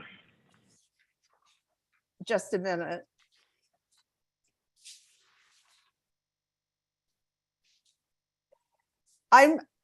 Did you ever call Hui Hole Maluo up and ask them if they were planning on doing a learning lab on the property? I did not call them and ask that specific question. Again, they submitted an SMA application and we have reviewed it and approved it based on that. Okay, what about Planning Commission Rule 9 that requires that you consider all phases of a project? Objection, he's already answered that question at length. How did he answer it? I'm sorry. Did you consider Planning Commission Rule 9 that requires you consider all phases of a project? Yes. So did you consider the phase that they presented in the fall of 2021, which I produced for you, the complete application? So I'm happy to answer this question. They came in and they presented that, they withdrew it, they presented what they were doing. So let me frame it in this way. If somebody came in and said they wanted to build a 10,000 square foot home, and we said, if you're going to build a 10,000 square foot home along the coast, it's going to mean A, B, C, and you're going to have to do these things. And they come back in and they say, we're going to do a 2,000 square foot home. This is our plans. This is what we're going to do. And they submit that. We would review it based on the 2,000 square foot home, not the possibility that they're thinking about a 10,000 square foot home. We can only review based on the application that they've actually submitted. And that's what we can review. People have ideas. Now, if they wanted to go beyond that, they would come in and they would submit an application and we would review that to the fullest extent of that request. Okay, did that particular application in the fall of 2021 include language about classrooms, indoor and outdoor classrooms and that sort of thing? I'd object as to relevance. He's already said he didn't consider that application in approving the permit. That's like saying you're not going. Who sustained it? On what basis? The chair. On what Stacey basis? Aguirre, Yes, please say why. Sustained on the basis that your question was asked, the director answered. So it's asked and answered. Ms. Rohr, next question. Okay.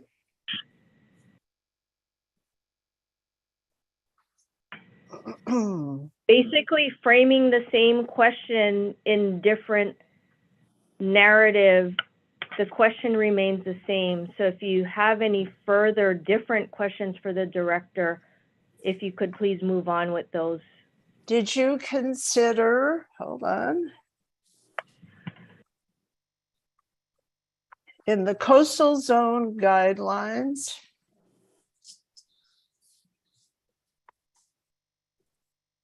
this is hard to do.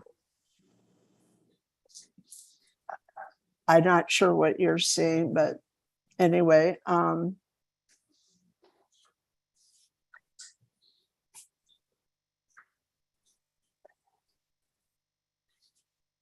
under the special management area guidelines, did you consider number 2?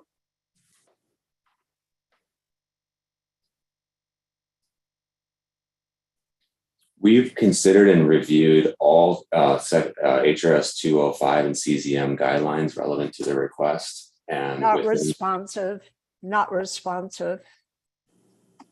He answered, yes, they've reviewed them. Okay. Do you believe allowing 5 porta potties is adequate provision for solid and liquid waste treatment and disposition and management to minimize adverse effects upon special management area resources? I don't have the specialty to talk about porta potties.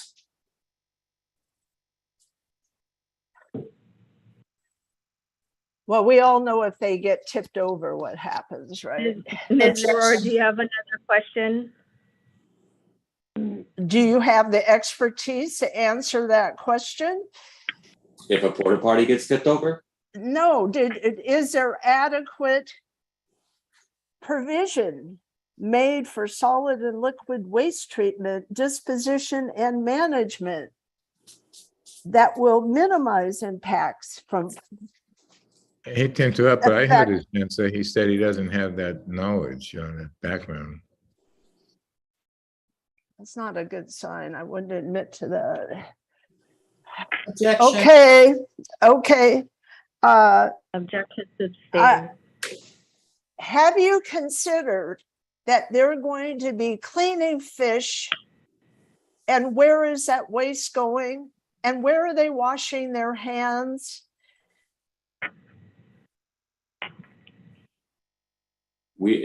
During our analysis, we've considered the impacts that it would have, and they would have to use best management practice. That's a very subjective question because it would really depend on what they do and how they do it. So again, going back to what we approved it for, we did consider all of those facts as far as the impact to the environment, etc. You didn't state any findings of facts. Objection, that's not a question. Okay. Why do you use a form? Why do you use a form with boxes where you just check a box and says that you did something rather than actually stating findings? That's the form that has been developed, and it's the form that our planners use to process it to make sure that it does go through and that they do check all the boxes so they are consistent and compliant with the appropriate sections of code and law. Okay, well,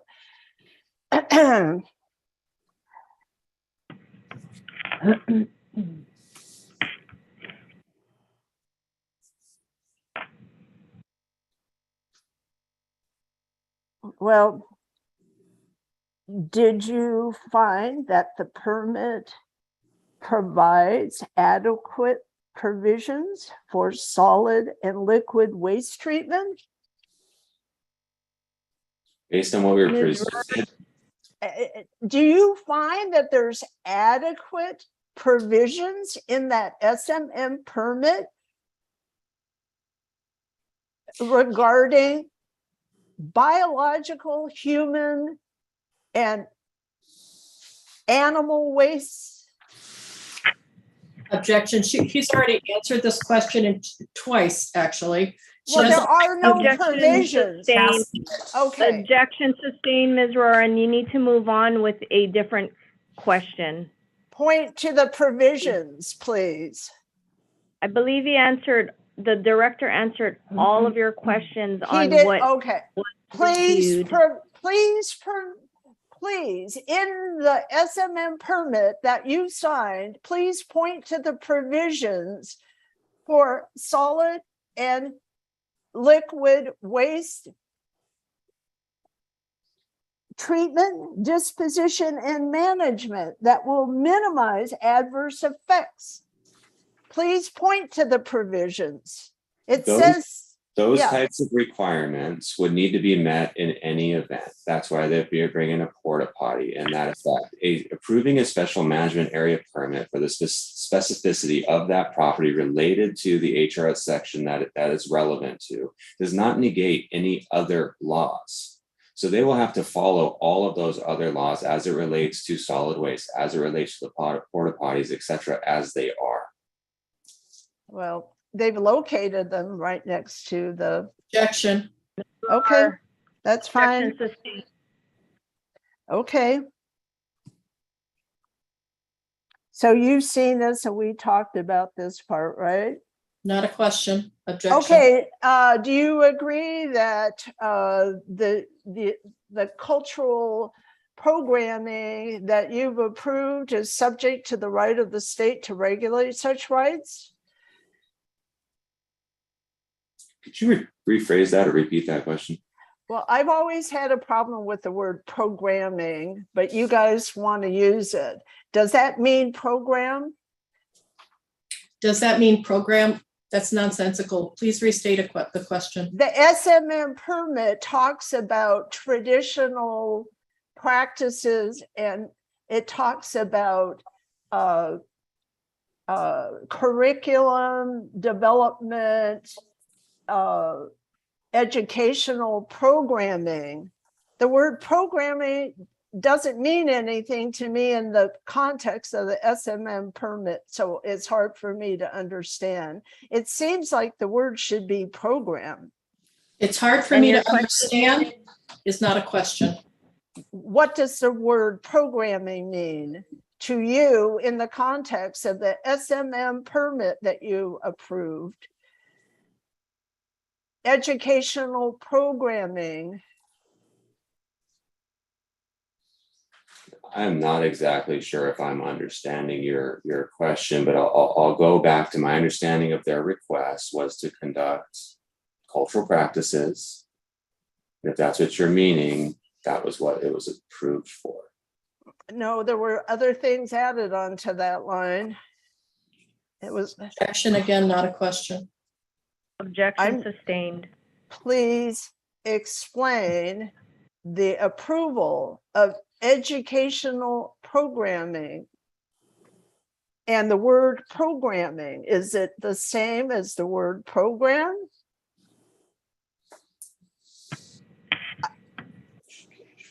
I've never heard of educational programming. Commissioners, I'm going to have to object. She's asking tautological questions. Is programming the same as program? He's tried to answer many different ways and she keeps restating the question and it never made sense the first time. Objection sustained. Ms. Rohr, you need to move on, please, with another line of questioning that is specific to the scope of Director Kern's being able to answer. Yeah. Mr. Wiseman. Madam Chair, I'd like to suggest that the chair inform Ms. Rohr that, you know, it's 20 to 12, it's getting close to lunchtime. I intend to be making a motion for adjournment for lunch very soon. And I don't think it'd be fair to have Mr.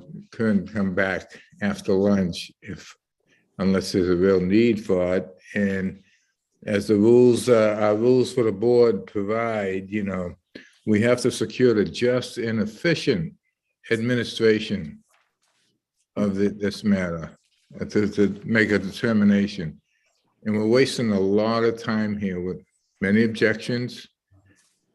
And so, in any event, that's my position right now. Thank you, Mr. Wiseman. Ms. Rohr, if you could please wrap up your questions for Mr. Kern and take into consideration everything that Mr. Wiseman has just pointed out, that would be great. Okay, just a second.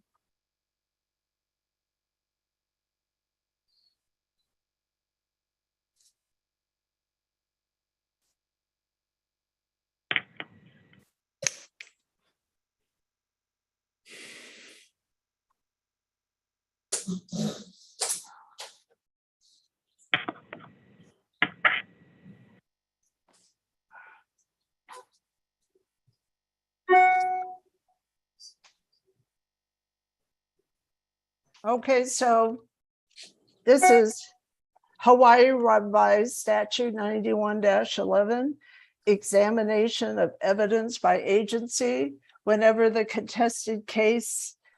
in a contested case, the officials of the agency who are to render the final decision have not heard. Oops, I got the wrong one, sorry.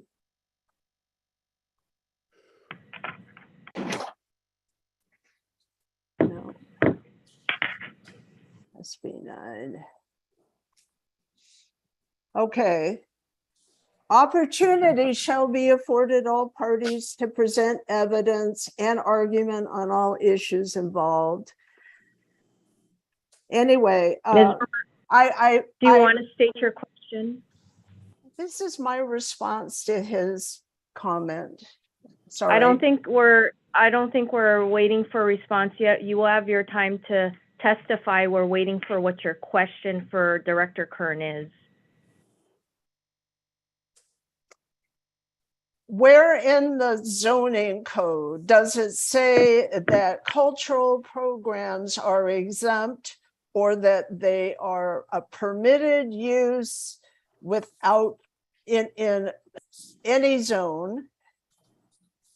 Where in the zoning code does it say a cultural programming is permitted? Objection. A, she asked where it's exempt and where it's permitted, and I understand the commission is having problems with the number of objections, but she misstates the law as a question, and then she asks it two different ways. Sustained. So Ms. Rohr, do you want to ask your singular question again, please?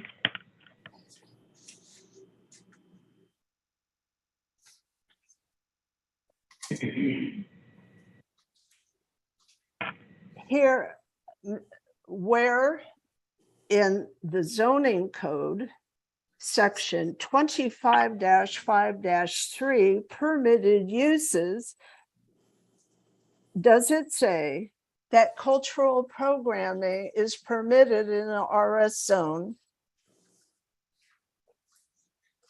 Cultural practices are cultural. How do I say this right?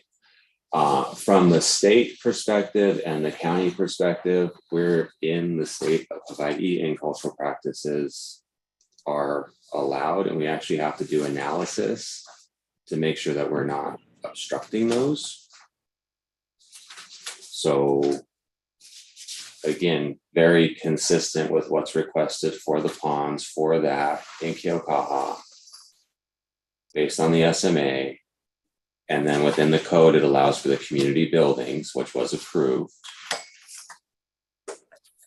Only if they first, before they begin to build them, they get a plan approval. Okay, never mind. You're testifying. Okay. I'd just like to facilitate you being able to ask and all questions of Director Kern and Ms. Tiapula's ability to cross-examine and the board's ability to ask further questions before we have to go to recess. He's not responding. I have on the screen section 25-5-3 permitted uses in the RS zone. And A lists all of the things that are permitted without having to get a use permit. And B lists the things. And your question is? Where? What is your question? In that list is cultural programming. How does that fit in? Because obviously the Constitution doesn't exempt it. And there's nothing, where in the zoning code does it even mention it? Ms. Rohr, you've asked that question. Director He hasn't Kern answered it. Here's the list. I believe we've heard his answer. If it's not to your satisfaction, that still does not mean that he has not answered the question. He's answered your question. You need to move on. Okay. What do you think of Kamala's testimony that she admits that they held those, her spring series? How is that, Ms. Rohr, how is that relevant to? They didn't have an SMA permit or any other thing at that time. You're testifying, so the question has to be relevant to I'm Director telling Kern's what the expertise. relevancy, that is the relevancy. Why do you guys do this? It's not funny, Dakota. Cover your mouth. No, well, let me gather you and this hearing and get it back on track. We are here for one reason, right? The Board of Appeals only has jurisdiction and discretion to consider your appeal, which is to either reverse or affirm the director's decision. So that's what everyone is trying to do, is get you back on track to focus on the only jurisdictional issue before this board. So let's get back to where we need to be. All of the things that you're asking now, Ms. Rohr, are stuff that's after the fact. The testimony today from Kamala Anthony has nothing to do with the decision that the director has already made. That is what we are here fine. for. Okay. Great. Next question. I am done with the director. Thank you. Go ahead and cross-examine. Mahalo. Thank you, Director Kern. Ms. Tiapula, do you have any cross-examination? Very briefly, and I'm going to try to do it in 2 questions. Director Kern, what was the basis for your approval of the permit? My basis for the approval of the permit was based on what was submitted in their request, and did it comply with our HRS 205 and our CCM rules? And did it? Yes. And what was the basis for closing the notice of violation? That my inspectors did the inspection and found that there was no violation. Thank you. No further questions. Thank you. Board members, do you have any questions for Director Kern? Seeing no other questions. Thank you, Director Kern, for your time. Pardon me, Mr. Wiseman has a question. Mr. Kern, when you review applications for issuance of permits, in particular this one, have you reviewed all and every law that would apply and that hold off any issuance until they meet your satisfaction? Yes, sir. We review all the applicable laws that would apply from 205 to Chapter 343 as it relates to an EA. And then in addition, we would put in any type of requirements that they have to follow applicable laws thereafter, that ones that we don't regulate. But yes, sir, we would review all of those that would be applicable. And that includes zoning provisions? Yes, sir. Okay, thank you. Any other board members with any other questions for Director Kern? Seeing none, thank you, Director Kern, for your time. You can be excused. Thank you very much. Mahalo, everyone. Thank you. It's 11:50.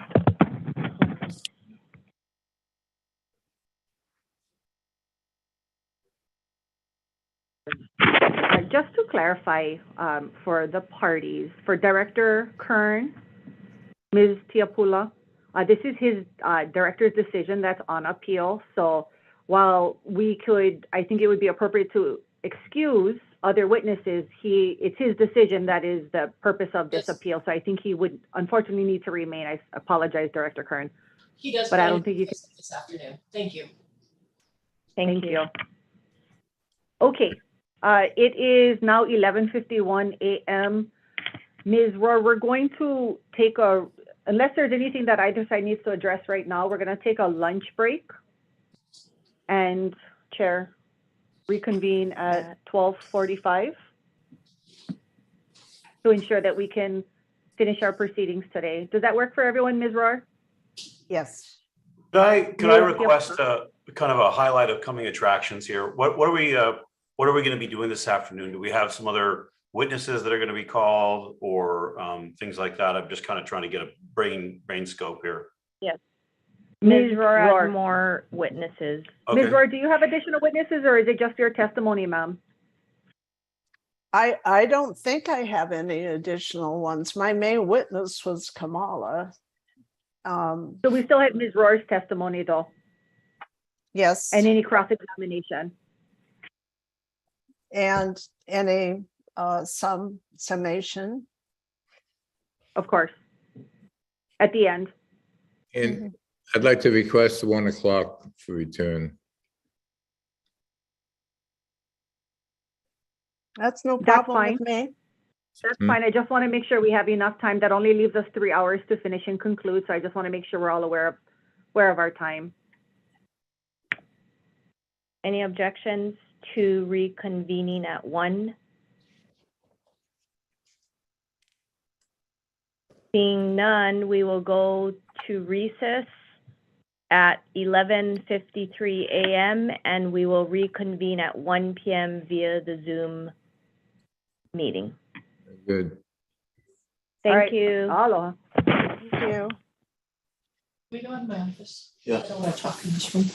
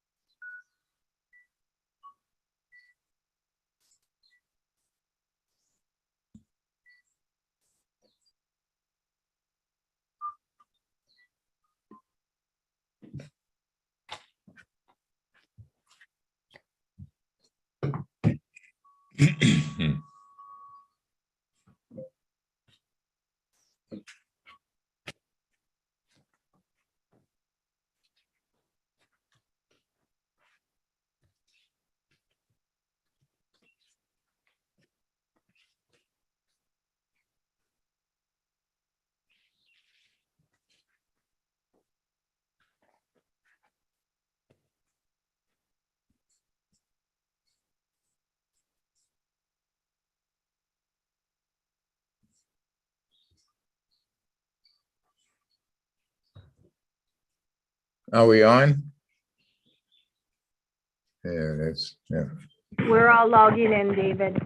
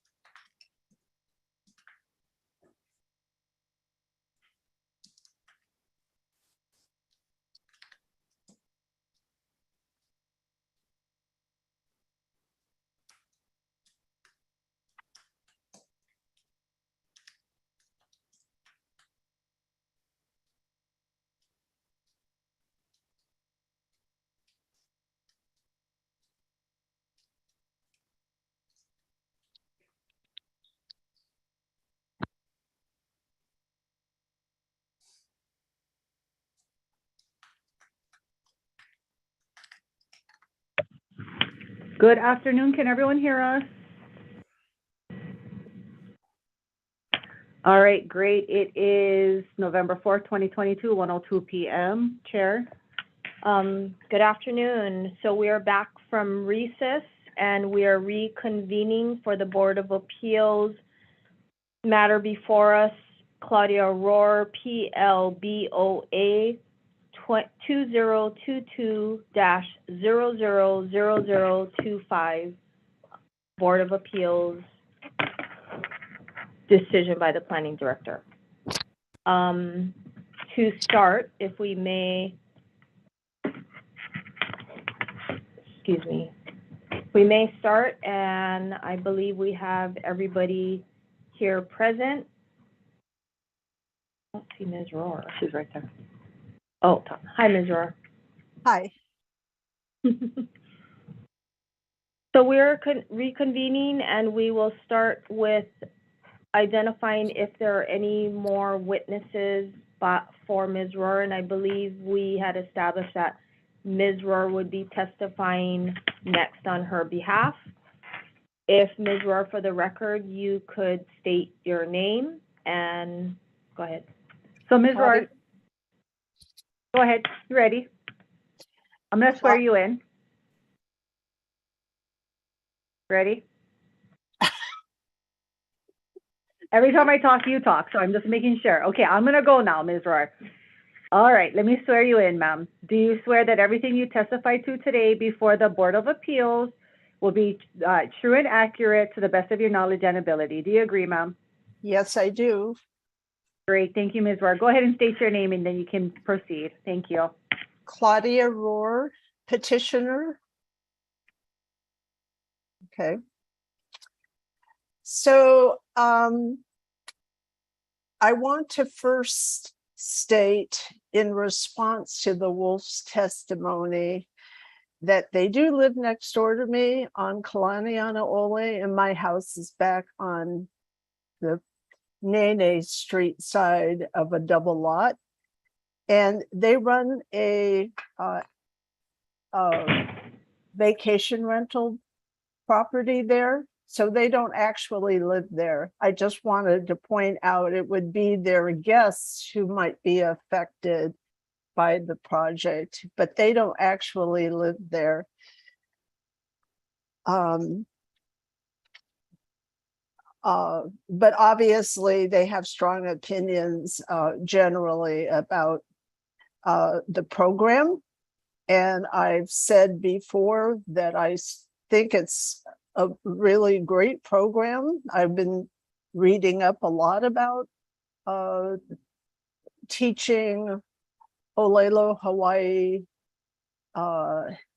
and Aina-based educational programs and STEAM skills. STEAM skills are science, technology, engineering, art, and mathematics to bring a skill set that will encourage Native Hawaiians to get the type of education where they can get jobs in those fields, and particularly aimed at getting them into college. So I'm not challenging the merits of the program. I am trying to say that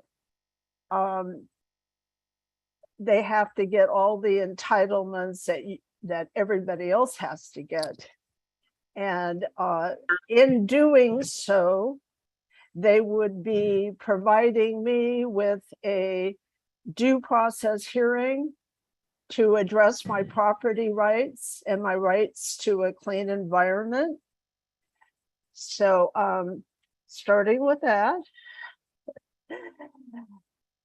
Ms. Rohr, before you continue on, I just want to say one thing, just so in the efforts of not running out of time for all of us to also have the ability to ask you questions, and for the department to also cross-examine you if they choose to do so, is that if we can try and target an hour's worth of combined your witness testimony in conjunction with your summation, if we can just keep that in mind as we are pushing 107 at this time. And if everyone can just keep that in mind, then we can ensure that everybody has the appropriate amount of time to hear and also to have motion to discuss as well. Thank you. So at this time, you are testifying as a witness. If you can proceed, and then we will move to cross-examination of you by the county and questions from the board.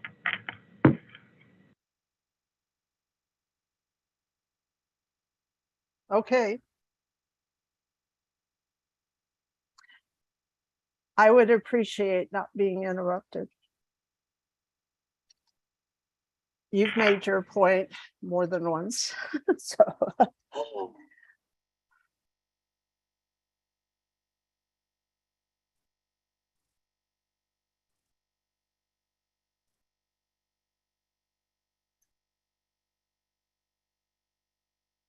The main point, which I guess you would call the depositive point,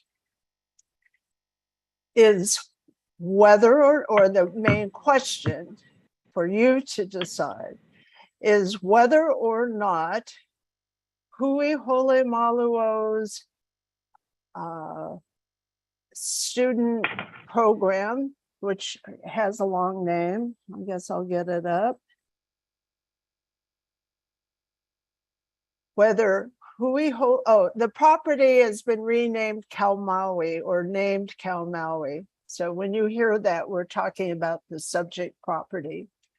So the question is whether or not the subject property is a learning lab for Ka'umeke Ka'eo Public Charter School for their their Olelo Hawaii and Aina-based learning programs. And whether Kaumaui is also being used as a learning lab for Hui Hole Maluo's Puakahinano student programs. And whether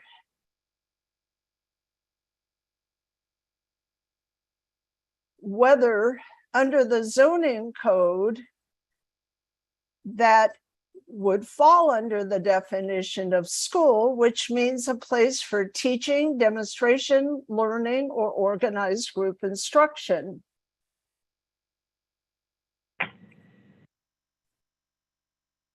And then the other question is, where do you find that is a permitted use in the residential zone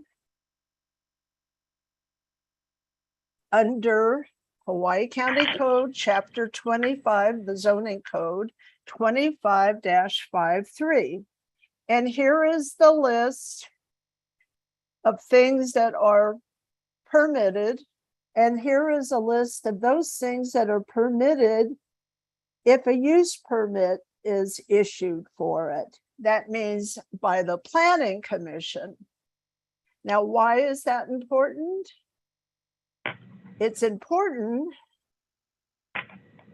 because under the Coastal Zone Management Act, Chapter Hawaii Revised Statute, Chapter 205A,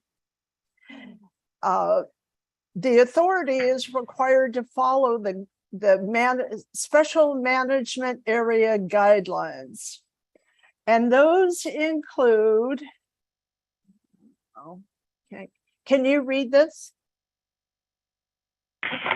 Okay, the area guidelines are implemented and the authority shall adopt, and follow the guidelines for the review of developments proposed in the special management area. So that would cover SMA assessment, use permit assessment applications. I didn't highlight the provision that I object to the permit. I object to the porta potties on the basis that I feel that there are no provisions to keep them from being knocked over and the liquid waste from spilling into the ponds and the ocean via the ponds, because they're connected to the ebb and flow of the tides and my ponds. They're all connected underground. So, but I did highlight the portion I feel that is the positive and you should focus on, which is part 2C, which says no development shall be approved unless the authority has first found that the development is consistent with the county general plan, community plan, and zoning, provided that a finding of consistency, shall not preclude concurrent processing, and then where it can be brought into compliance with the zoning code, general plan, and community plan. But anyway, the point is that there has to be concurrent processing of a use permit with an SMA permit, and it only requires one application under the Planning Commission rules. So it's reasonable, and no development shall be approved unless that happens. I'm willing to, I have never said gardening or even taking care of the ponds. I haven't addressed that, even though it says aquaculture isn't a permitted use in RS zone. I'm ignoring that. I feel as though their program is something different than an all-out fish farming commercial venture. So what I'm objecting to is that it has always been intended to be a laboratory for Ka'umeke Ka'eo public charter school. I sat down with Louisa Lee and the, I guess what they call the Kumu principal. And they asked me what I wanted, what would make me support them. And I gave them a list. And they didn't seem to object to that list. And it included an EA, it included a SMA major and use permit. Anyway, I'm going down now. This is the MOA, the Memorandum of Agreement, which appears on the governing board minutes of I'm just going to call them Ka'umeke for short. That's on Ka'umeke's governing board's minutes. And there's a link. The link was broken and I had to do a UIPA request, but Louisa Lee did send me the full copy, which is over 100 pages. It is part of my appellate exhibits combined replacement. It's part of that. It's over 100 pages. And it goes from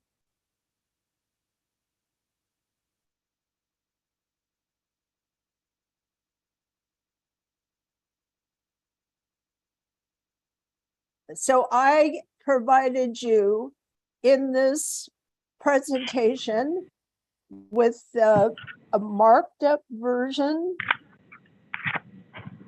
And I would like to call Camilla Anthony back, if hopefully she'll appear to confirm all of this. I'm not sure what the conversation was, whether it got confirmed or not, but it says that Ka'umeke and its affiliate nonprofit organization, Hui Hole Maluo, a Hawaii Lokaia educational organization, are the parties. And it talks about the mission and vision is collaborating. Hui Hole Maluo is collaborating with various organizations and communities statewide to expand and diversify educational opportunities. And it's through hands-on education. Hui Hole Maluo wishes to support Ka'umeke. So the terms are that Hui Hole Maluo will provide a lab site to Ka'umeke for the purpose of their Olelo, Hawaii, and Aina-based educational program. Sorry. So fee usage. Ka'umeke agrees to pay a total of $950,000 due upon the execution of this MOA at the first prepayment on a 50-year lease of the lab site at 2212 Kalanianaole. I have a visual disability in case you can't tell. Anyway, sorry, I have to get up so close. They're asking for no less than 100 students or maximum amount of hamana permitted by law, whichever is less. And it's non-exclusive use. I'm reading from here. Ka'umeke agrees that Ka'umeke's use of the lab site does not exclude Hui Hole Maluo's use of the lab site with other groups and for other reasonable uses within the carrying capacity of the site. Anyway, a lot of money was put down. And then they talk about maintenance, hours between 7 and 5 p.m. I have a problem with the start time, for the record. My house filled with smoke 3 times during the emu making series. It was this fall series and it included emu making. And my house filled with smoke to the point where I came down, I woke up with a sore throat and came down and my first floor was filled with smoke. It was from lighting the emu at 7 o'clock. Anyway, so that's going to ruin my business. I'd like some consideration from my county.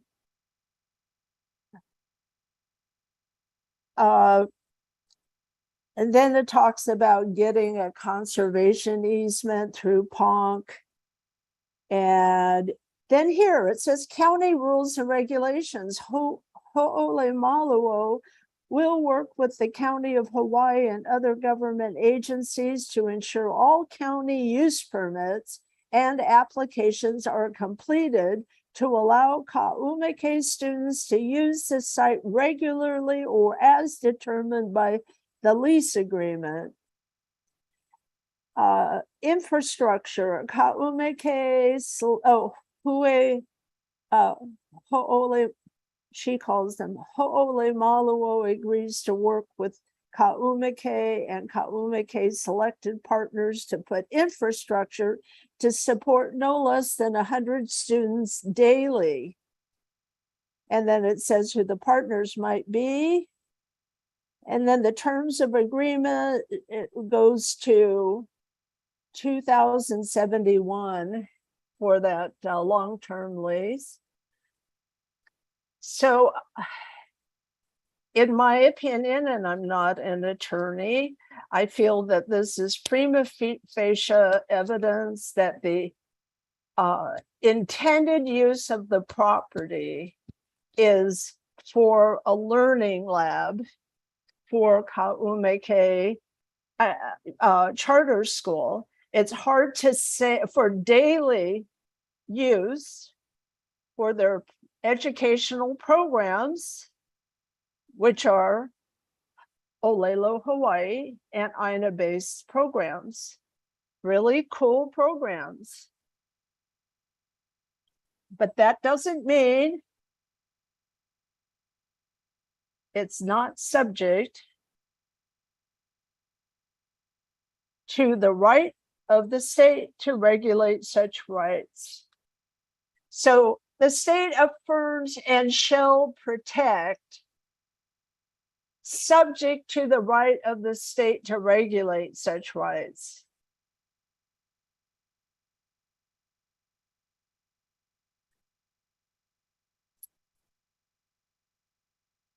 School means a place for teaching, demonstration, learning, or organized group instruction.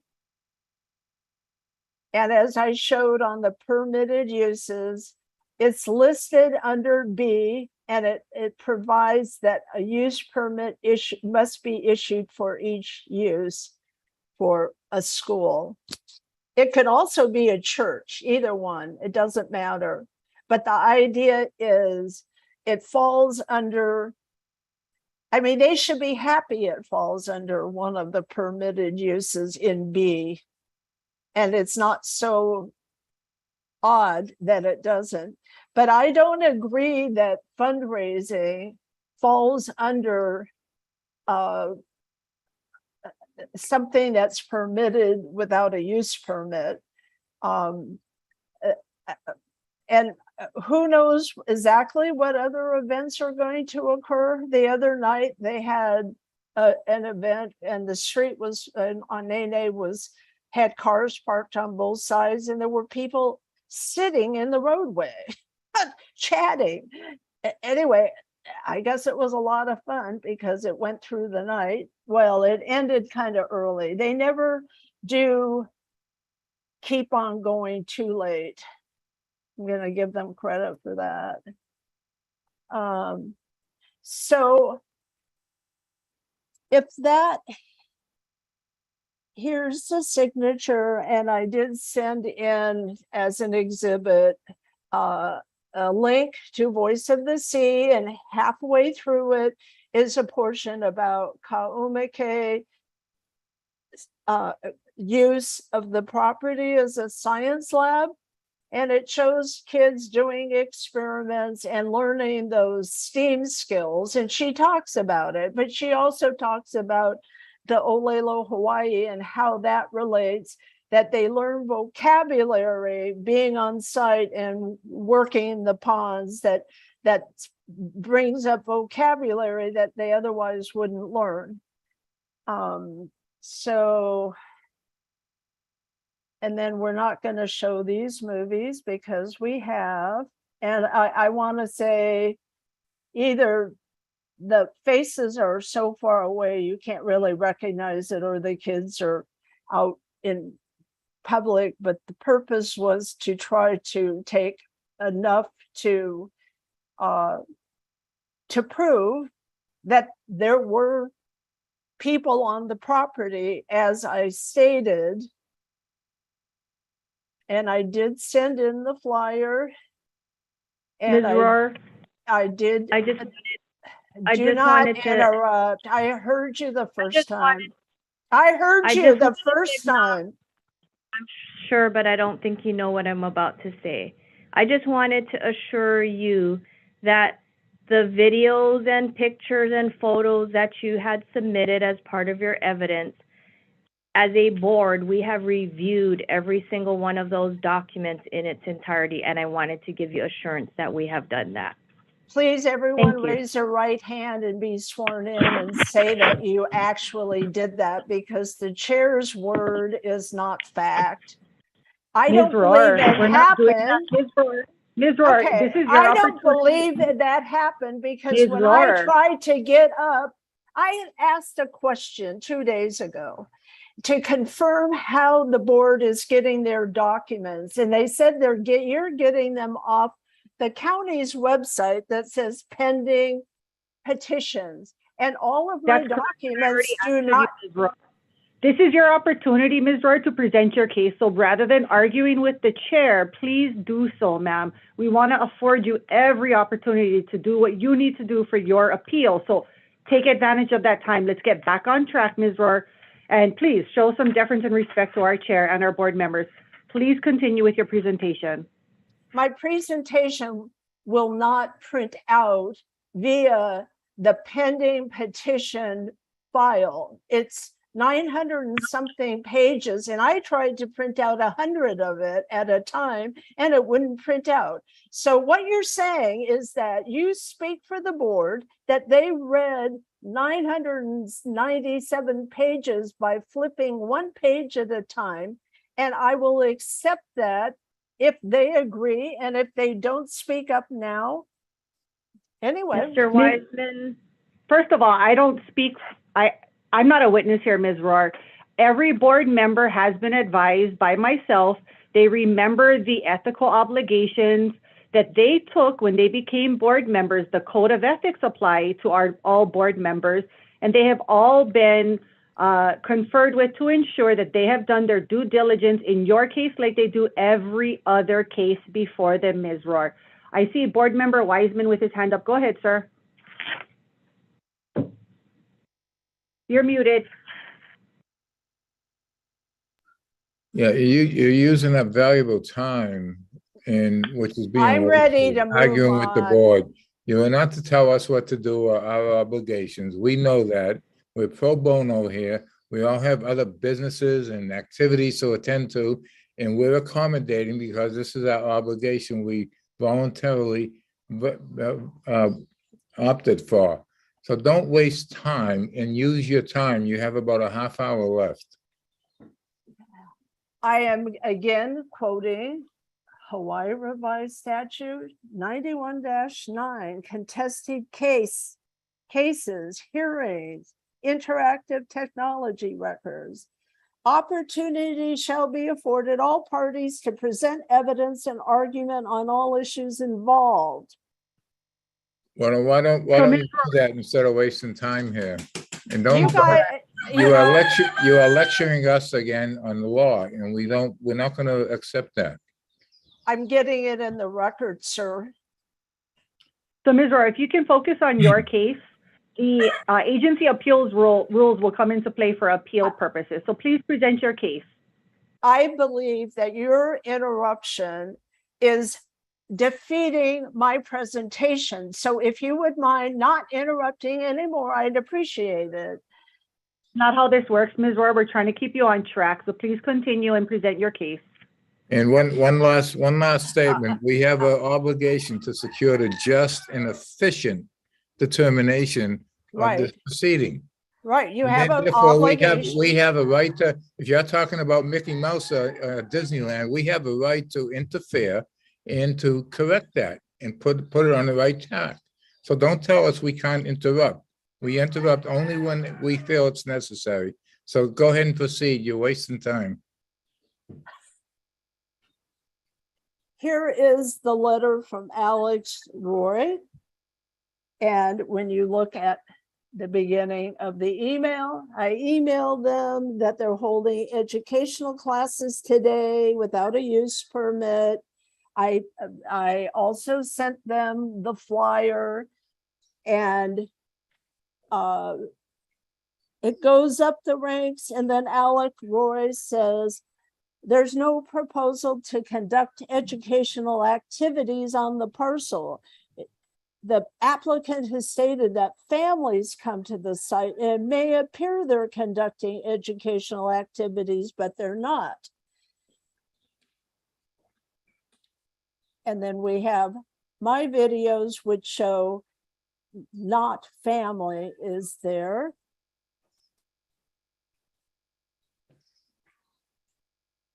So here is the publication for the summer series, and there's also one that I sent in, which I'm not going to show, for the fall series. So it goes to whether this SMM permit is enforceable, what the SMM permit covers and allows. And when you read the SMM permit along with the closure letter, what all that means. Are they acknowledging that they know that they're holding classes? Or are they just avoiding seeing it? Well, I can't control that, of course, but that's not the point. Have I provided enough documentary evidence to show that the intent of the use of the property is for a learning lab? I have something else in my.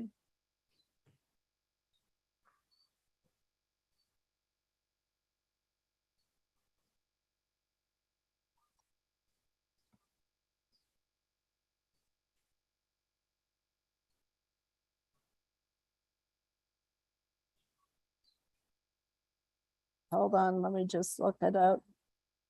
Oh, maybe it's on my.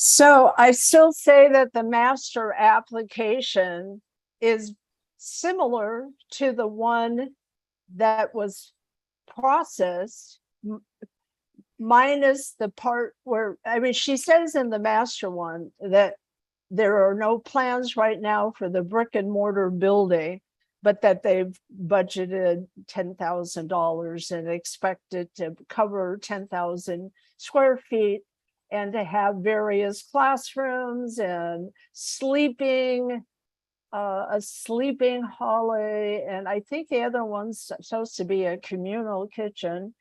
It's unclear to me, but it's similar enough that it still indicates the purpose of the property is about education, and that schools have always required a use permit in a residential zone. It's not the first time a school's tried to get a use permit for this neighborhood.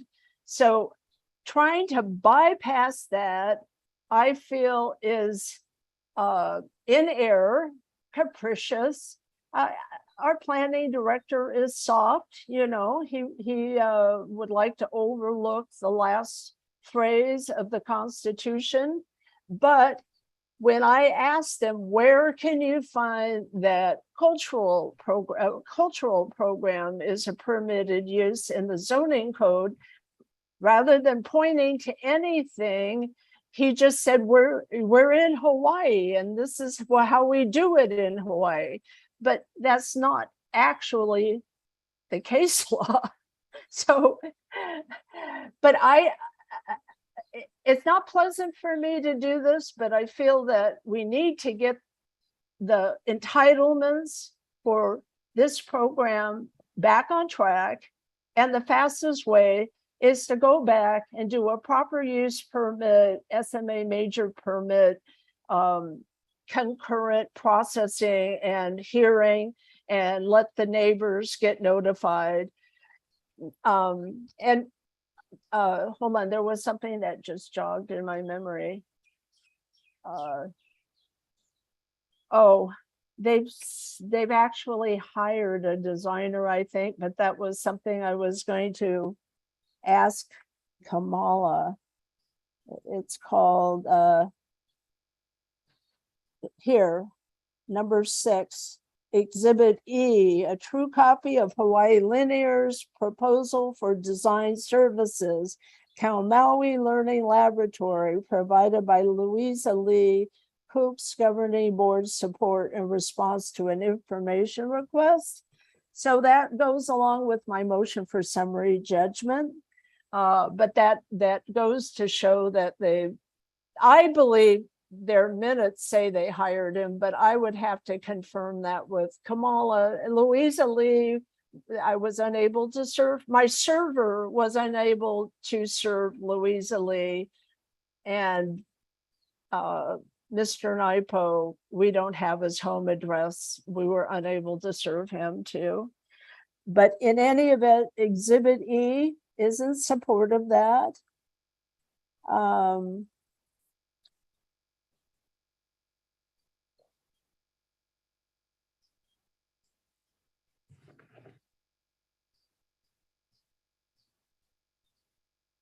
So basically, all of those flyers were sent in emails and attached to my motion for summary judgment. Exhibit H is emails. And I've talked about some movies, and I agree with you, Board Member Wiseman, that it would have been inappropriate to hear this motion before the contested case hearing. I stand by my statement that I feel that the law assures me a complete hearing under 91-9 before you make your decision making. And I hate to say it, I would like you to continue the hearing until Kamala can be brought back in.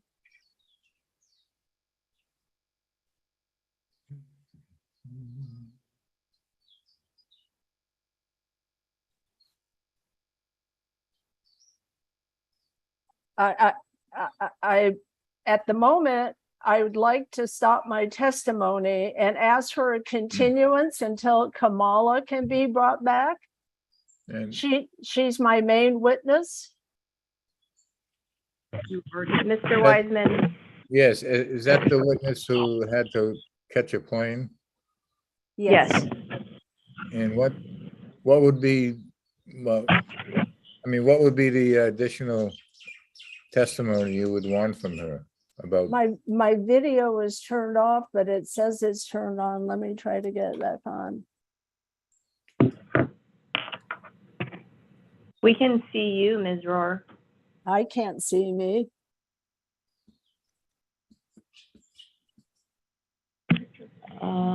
Yeah, we can see your head, Claudia. Right there, you can see me. It might be frozen.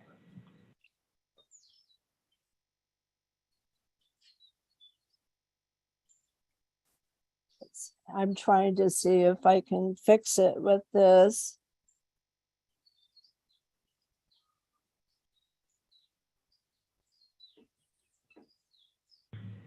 It didn't come back. Oh, well. You can see me though. Yes. So it's recording with me. Okay. So, Yes. yes, the relevancy is she's my main witness. I would like to have her confirm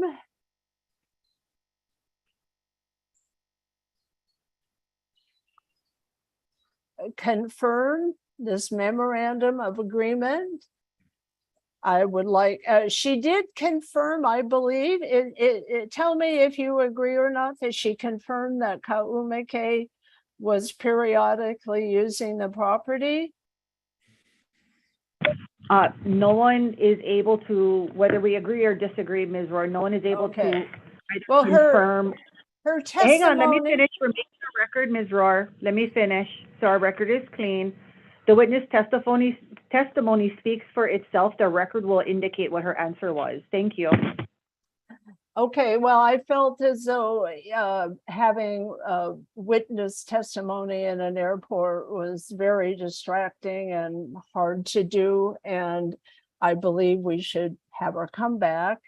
I'd like her to talk about, confirm this memorandum of agreement. I'd like her to confirm her summer program occurred. I'd like her to confirm what happened between the time she filed a SMA use permit assessment on 6/30 and the time that the SMA permit says that she applied on 5/22. What occurred and why her permit processing didn't proceed, and whether she is willing to get a use permit and proceed. Excuse me, Ms. Rohr, I have a motion to make. Chair? I object. Go ahead. I'm sorry, Mr. Wiseman. Can you repeat your statement? Yeah. In view of the petitioner's request for continuance, Correct. we all witnessed the airport testimony, which was in a rush and background noise. Consistent with due process, I would move that we grant the motion for continuance. Oh, sorry. I apologize. So we have a motion on the table from Mr. Wiseman, making a motion to grant a continuance. Do I have a second, and or if any of the board members need to discuss? Well, You we can need a make a second motion to go first to in discussion. executive session as well. So I need a second. Seeing none, I so second. And then would request that we go into executive session to, which I will have to make a separate motion on for discussion. Yes. so first of all, the motion to grant a continuance was made by Mr. Wiseman, a second by Mr. Davis. Motion passes that we need to vote on whether we're going to grant a continuance. Mr. Davis has also made a motion to go into executive session. I make a motion to go into executive session to consult with the board's attorney on questions and issues pertaining to these powers, duty, privileges, immunities, and liabilities. Just on a point of order, Chairperson. Yep. We need to rule on the continuance first. If there's no discussion, we can take a vote on it and then take up Mr. Davis's motion. Actually, Board Member Wiseman, I think that's why the request for the executive session is to discuss the motion to continue. Yes. So I'm I not sure the see, board okay. is ready to have that Okay. vote very yet. good. Yes. Very well. Thank you. Hold on, I have a question from Ms. Chiapula. Planning Director would just like to place on the record an objection to the continuance. We would ask for an offer of proof with respect to the testimony about the memorandum of agreement. We objected when it was reviewed. It was not the basis for the permit. We do not believe that that document is relevant to the analysis of the permit approval. So we had objected during the questioning of Kamala Anthony. We renew our objection and would object to any continuance on that basis. Thank you, Ms. Chiapula. So that being said, is relevant to the can I- analysis of the permit Right. approval. So we had objected during the questioning. It says someone must have the YouTube on. Yeah, I do, because I'm just making sure you're recording it. I tried to locate it earlier and I couldn't get it on YouTube. I just wanted It's to on make there. sure. It's on there, Ms. Rohr. So where are we at with the motion for executive session? I'm sorry. we have a motion by Mr. Davis asking to go into executive session, and do I have a second? I second. Mr. Wiseman, second. Yes, I second the motion for executive session to discuss matters with council.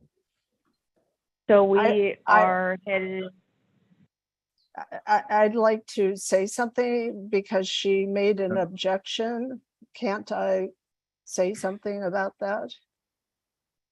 Let's, I suggest we deal with the motion first. agreed, and the objection was sustained. So the motion to go into executive session, do I have to take a vote? Wait a minute. You said you sustained her objection to viewing the MOA. That's a public document because he didn't consider it when he gave the permit? No. Is that what you're saying? You're Just a minute, Chairperson, let's deal with the executive session motion. And then we can, if you feel you can hear Ms. Silva, you deem it.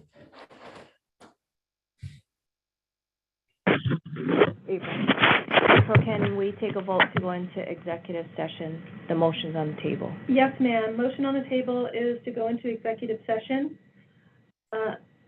Chair Aguiar, Aye.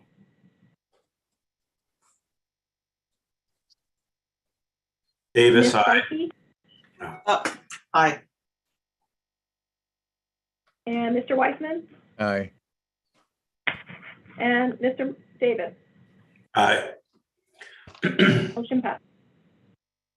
All right, we're going to go into executive session. While we do that, we'll put everyone else into a waiting room. Ms. Rohr, while we do that, might you consider, ma'am, maybe logging out, logging back in? Because right now all we can see is the top of your head. I just want to make sure that we can. okay. Yeah, I Yeah, can't tell just what so you're that we can saying. see. Okay, I'm Yeah. gonna leave, but no one remove me from the meeting, please. We'll see you soon, as soon as we get back into open session.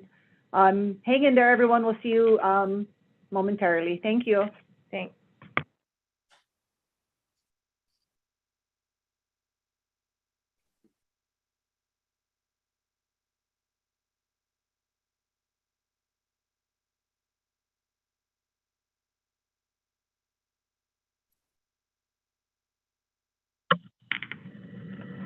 Okay, I'm recording.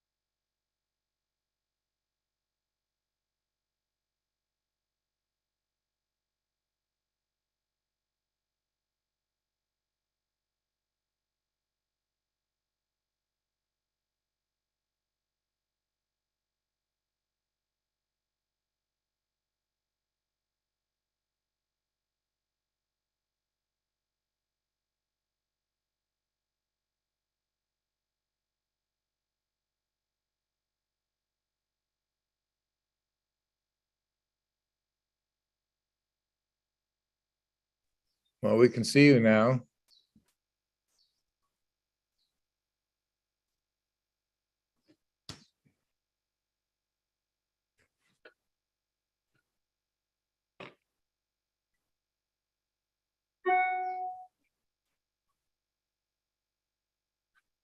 Can you hear us now? Everyone hear us? I'm unmuted. We can hear you, Ms. Roy. Can you hear me? Yes, I can. The host has opened breakout rooms. Please wait to be assigned. I don't know what, I'm gonna close that. You can ignore that. We see you. You're fine. Okay, okay. All right, great. We are back in open session. Where were we?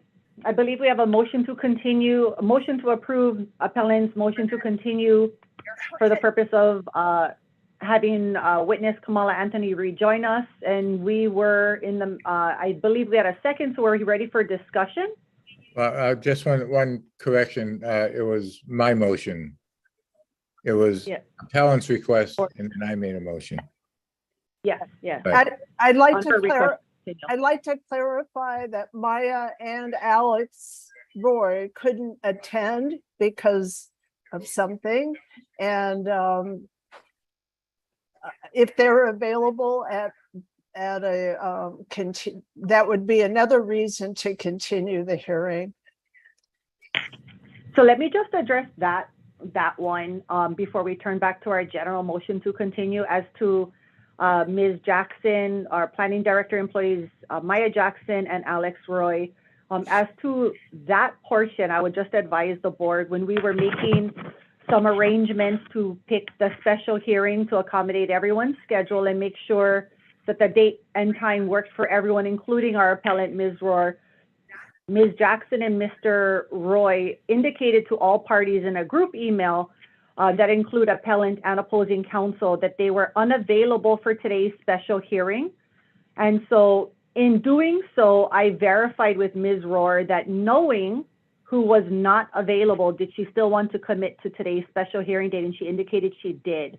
So I just want to make sure our board understands that she knew both witnesses would be unavailable and nevertheless still agreed to today's hearing date.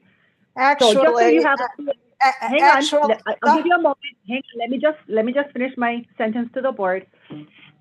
Just making sure that you all know that as far as you have big picture, right, as far as her request to continue regarding witness unavailability as to Alex Roy and Maya Jackson. Go ahead, Ms. Rohr.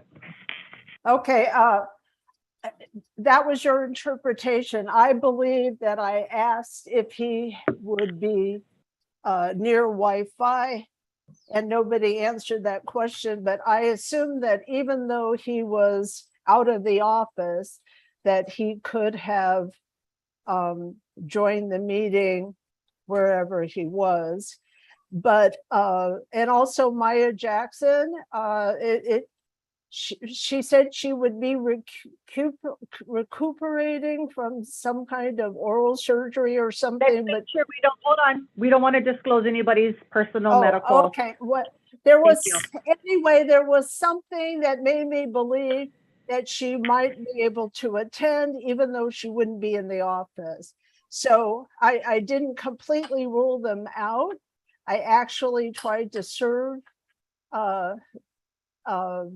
Maya, and Susanna said she was sick and that she wasn't approved to accept service, and that's where, but I attempted to serve them.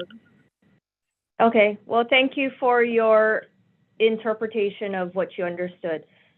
If we can go into discussion for the motion on the table by Mr. Wiseman for a continuance of this hearing, we're open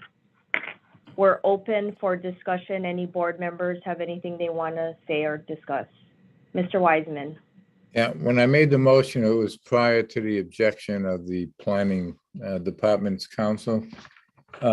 And in consultation with our counsel, the memo, the offer of proof to continue the hearing to question that witness, and the offer of proof offered by the petitioner it doesn't seem relevant in view of the fact that they never considered using that petition and making their determination for issuance of the permit. Therefore, that being the only reason for the continuance when I made the motion, if I could, under the rules of order, I'd withdraw the petition, but I don't think I can once it's seconded.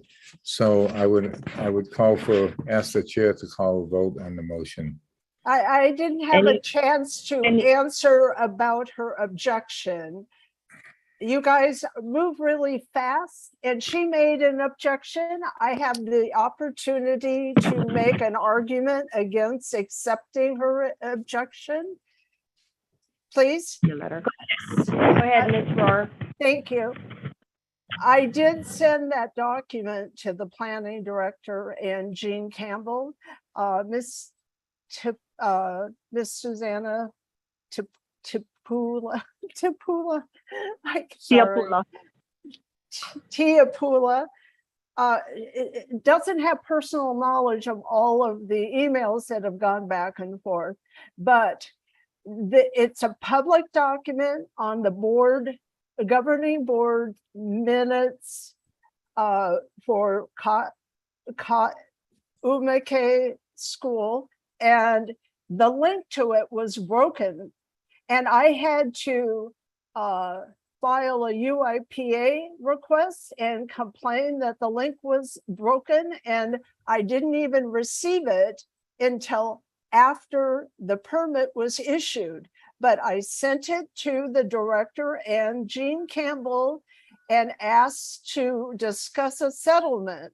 Now, if it's good enough for a settlement, it's good enough for you to consider, because otherwise you're allowing an entity that got an SMM permit by hiding information with a broken link when the law says that they have to have their minutes available online to the public. And you're allowing them to get away with getting a permit that maybe doesn't apply because they're hiding information from the planning director and others. I gave all my information as fast as I could, and I asked for a settlement. So therefore it's relevant. You can't just say, oh, well, I turned my head and I didn't see that, therefore I didn't consider it, so therefore it's irrelevant. No, that's not true.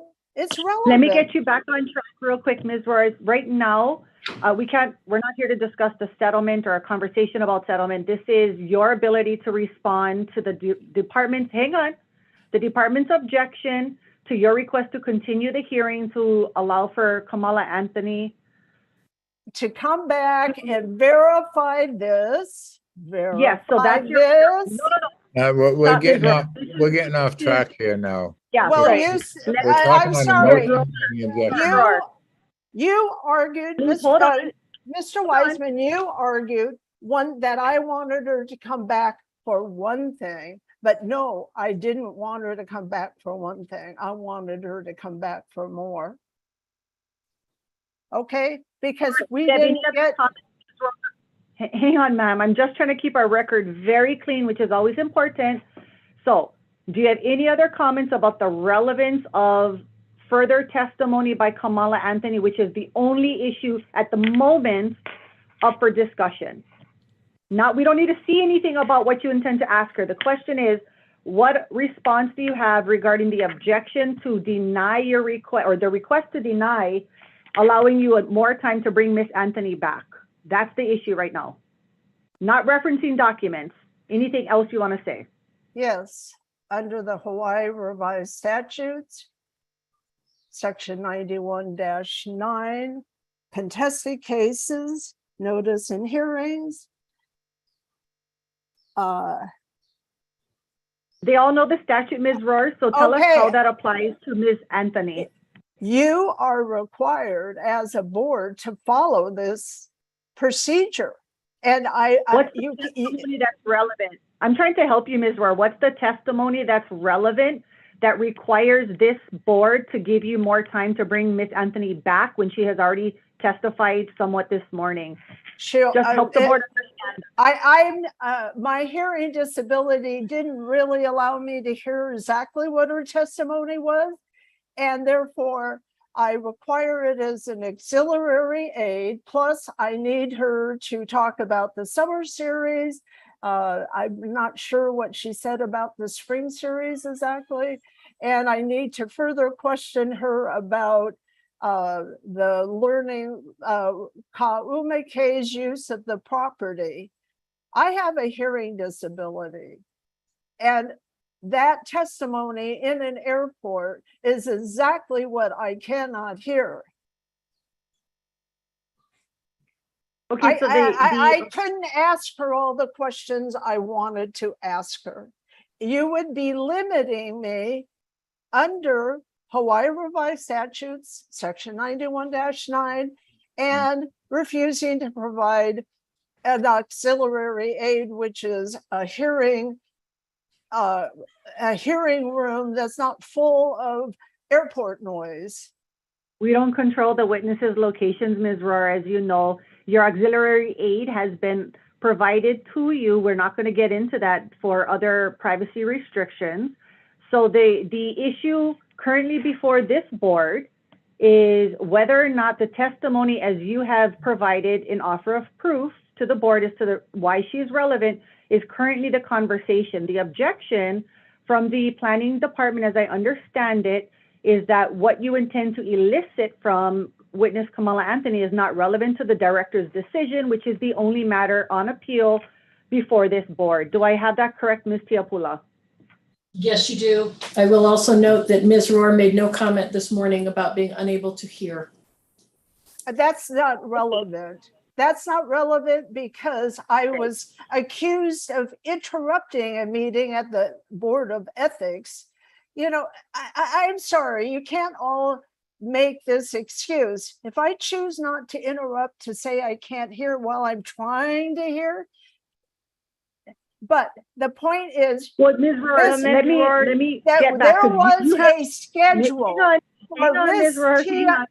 The planning director had a schedule with a timing to reject my exhibits, and they didn't do so within the schedule. And your exhibits have already been entered into the entire record on appeal. They are a part of your case. They don't need to be repeated because they're already in. You got them in, Ms. Rohr, and you do a perfectly fine job of objecting anytime you need to. So if you wanted to, I know that you could have. Nevertheless, right? Let's go back to, we're in the middle of discussion. Is there any further discussion by the board as to the motion, Board Member Wisen's motion to grant Ms. Rohr's request to continue for the purpose of allowing Kamala Anthony to return for further testimony? That's my understanding of the motion. Is that correct, Board Member Wiseman? Yes, it is. Okay. Is there any further discussion? Petitioner did add some additional information, and I'd need to know from, I'd like to hear from the planning, Ms. Tiapula, if how she feels about that relevancy. Which specific additional information, Board Member Wiseman? Well, I just listened to a lot of information that the petitioner stated beside the memorandum. You mean the summer program, the spring program, the different programs that she keeps putting up on the screen? Is that what you're referring to, Mr. Wiseman? Yeah, I don't know if there's any relevancy on that, but I'd like to hear from the planning director if they've altered their objection at all. We have not. We still object. We would submit that the appellant had an opportunity to elicit testimony regarding the educational flyers that she presented. I was cut off. Yeah, you know, I'd like to state I hate to be ambivalent here, but I am concerned with the petitioner not having the full access to a witness's testimony. It was cut off. As we know, she just boarded the plane There was background noise, so I'm going to stick with my motion for continuance. Well, your motion's already on the table, Board Yes, Member yes. Wiseman. Yes, but I'm not, It was I'm withdrawn. withdrawing The that question mention of currently- withdrawal. Yeah. Right. But we need to follow through with your motion, sir, and have a vote on it. The question is And I'd whether just like to add, I'm concerned, discussion. I am concerned with the due process. As we know, there are due process principles of the right opportunity to be heard and to question a witness. And if she didn't have that full right of questioning the witness, notwithstanding a proper proof, which doesn't seem too relevant, but I don't want to make that So let me just call. clarify, Board Member Wiseman, because the statement you just made frankly contradicts the earlier part of your statement, right? I mean, the reality is, if the offer of proof is insufficient, then this board would make a decision based on that. So that really is a board decision, right? We're in the middle of discussion. There was a request to continue for Ms. Anthony to reappear. We have an objection on the record. We have an offer of proof by Ms. Rohr as to what she further intends to elicit testimony from Ms. Anthony about.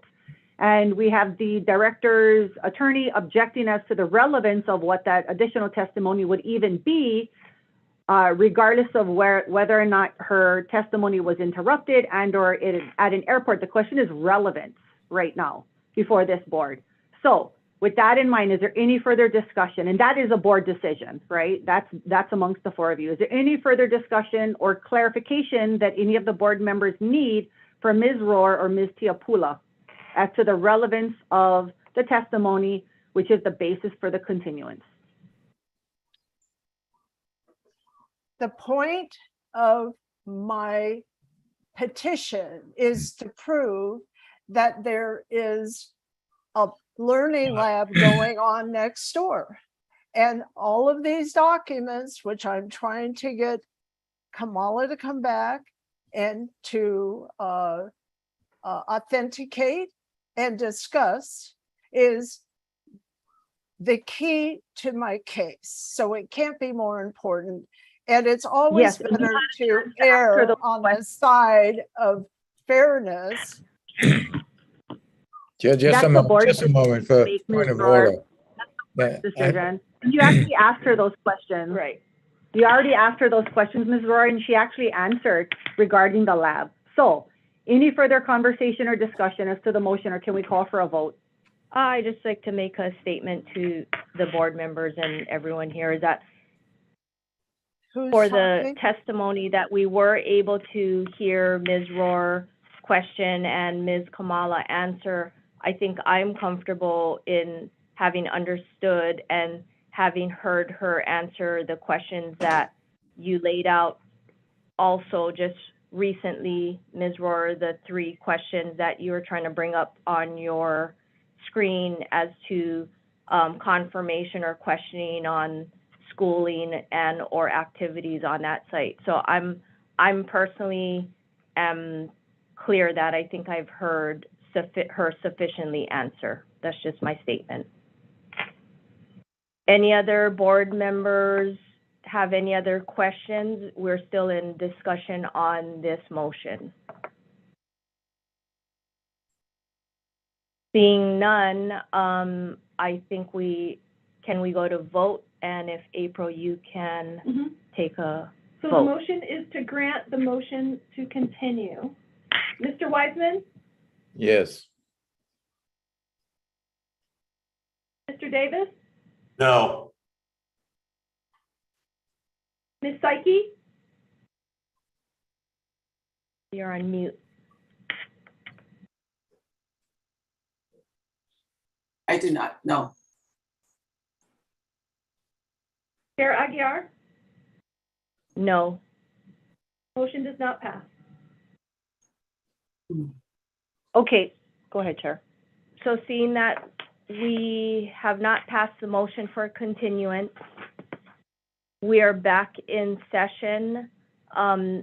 Ms. Rohr, or I believe we are in cross-examination by We're Ms. actually still in her, Ms. Rohr's Oh, Ms. presentation of her case. Ms. Rohr, are you still testifying on your own behalf, or is Ms. Teopula available to cross-examine you at this time? I'm still going to continue. Let me, Just a moment, Chair. Go ahead, Mr. Wiseman. Yeah, I'd like the chair to set forth the time limits. So in an effort to ensure that we hear all sides of this case, including cross-examination and questions from the board, we'd like to ensure that you have another 15 minutes for your own cross-examination or for your own presentation, so that there is also time for your closing statement. I think you should make it 20, and I'll tell you why. You folks used up at least 5 minutes all talking about interrupting and talking. I don't think that's really fair. Okay. I'd submit that's a reasonable request. We can give, I'd go for 20 minutes. Approved. Please proceed, Ms. Rohr. Thank you. Oops, sorry.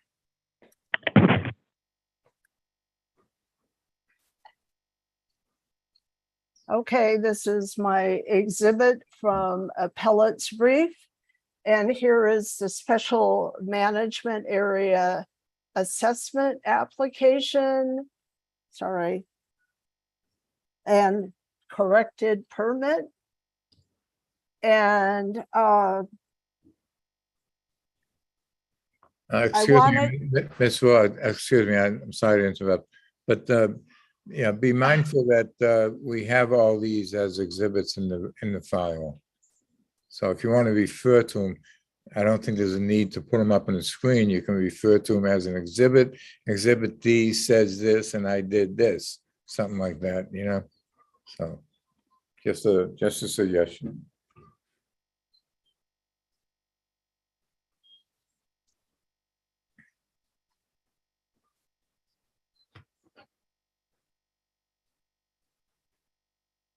I wanted to point out that checking boxes is not making findings. And there were no findings that there was consistency with the zoning. There was just a box saying that something like they considered it, and same with the proposed development, that they're checking boxes and the findings are conclusory.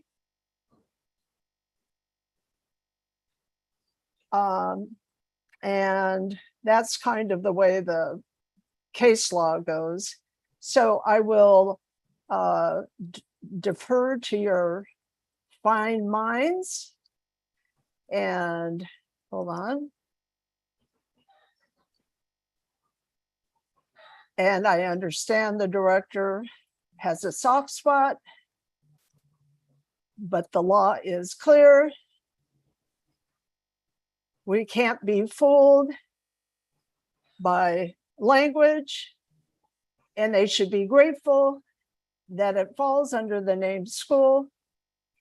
And here there is no permitted use called cultural program, but there is one for school if they wish to get a use permit. And this is a public document that was covered up, that I found and I gave to the planning director, and it doesn't matter whether he considered it or not. It establishes the true use of the property. And I think that can be also understood by the first permit application, SMA use permit assessment application, the one that said complete application. It's clear that they want to use it for a school, and we should want to help them by getting on with this. This is in support of their program. Let's get on with it and not cause them litigation and problems down the street. let's get on with it, get into, let them get their SMA and use permit application in, and let's hold a hearing at the Planning Commission. So my main point in my petition was to ask you to reverse, because it's beyond the planning director's authority to approve development that's inconsistent with the zoning code unless a concurrent application for a use permit is processed. And it was a legal error. And we'll just call it a soft spot. I don't want to be critical. I just want to move on with this. My promise was to try to get this done quickly and get them back on track. With all of the entitlements that they have to get, and they might lose their punk money if they don't get all this done in time. So we should move on and get going and with speed. Thank you. Thank you, Ms. Rohr. Ms. Tiapula, do you have any questions for or cross-examination for the witness? Planning Director does not have any questions for Ms. Rohr. We will be asking to recall Director Kern to rebut one of her statements, but we have no questions for Ms. Rohr. Okay. No worries.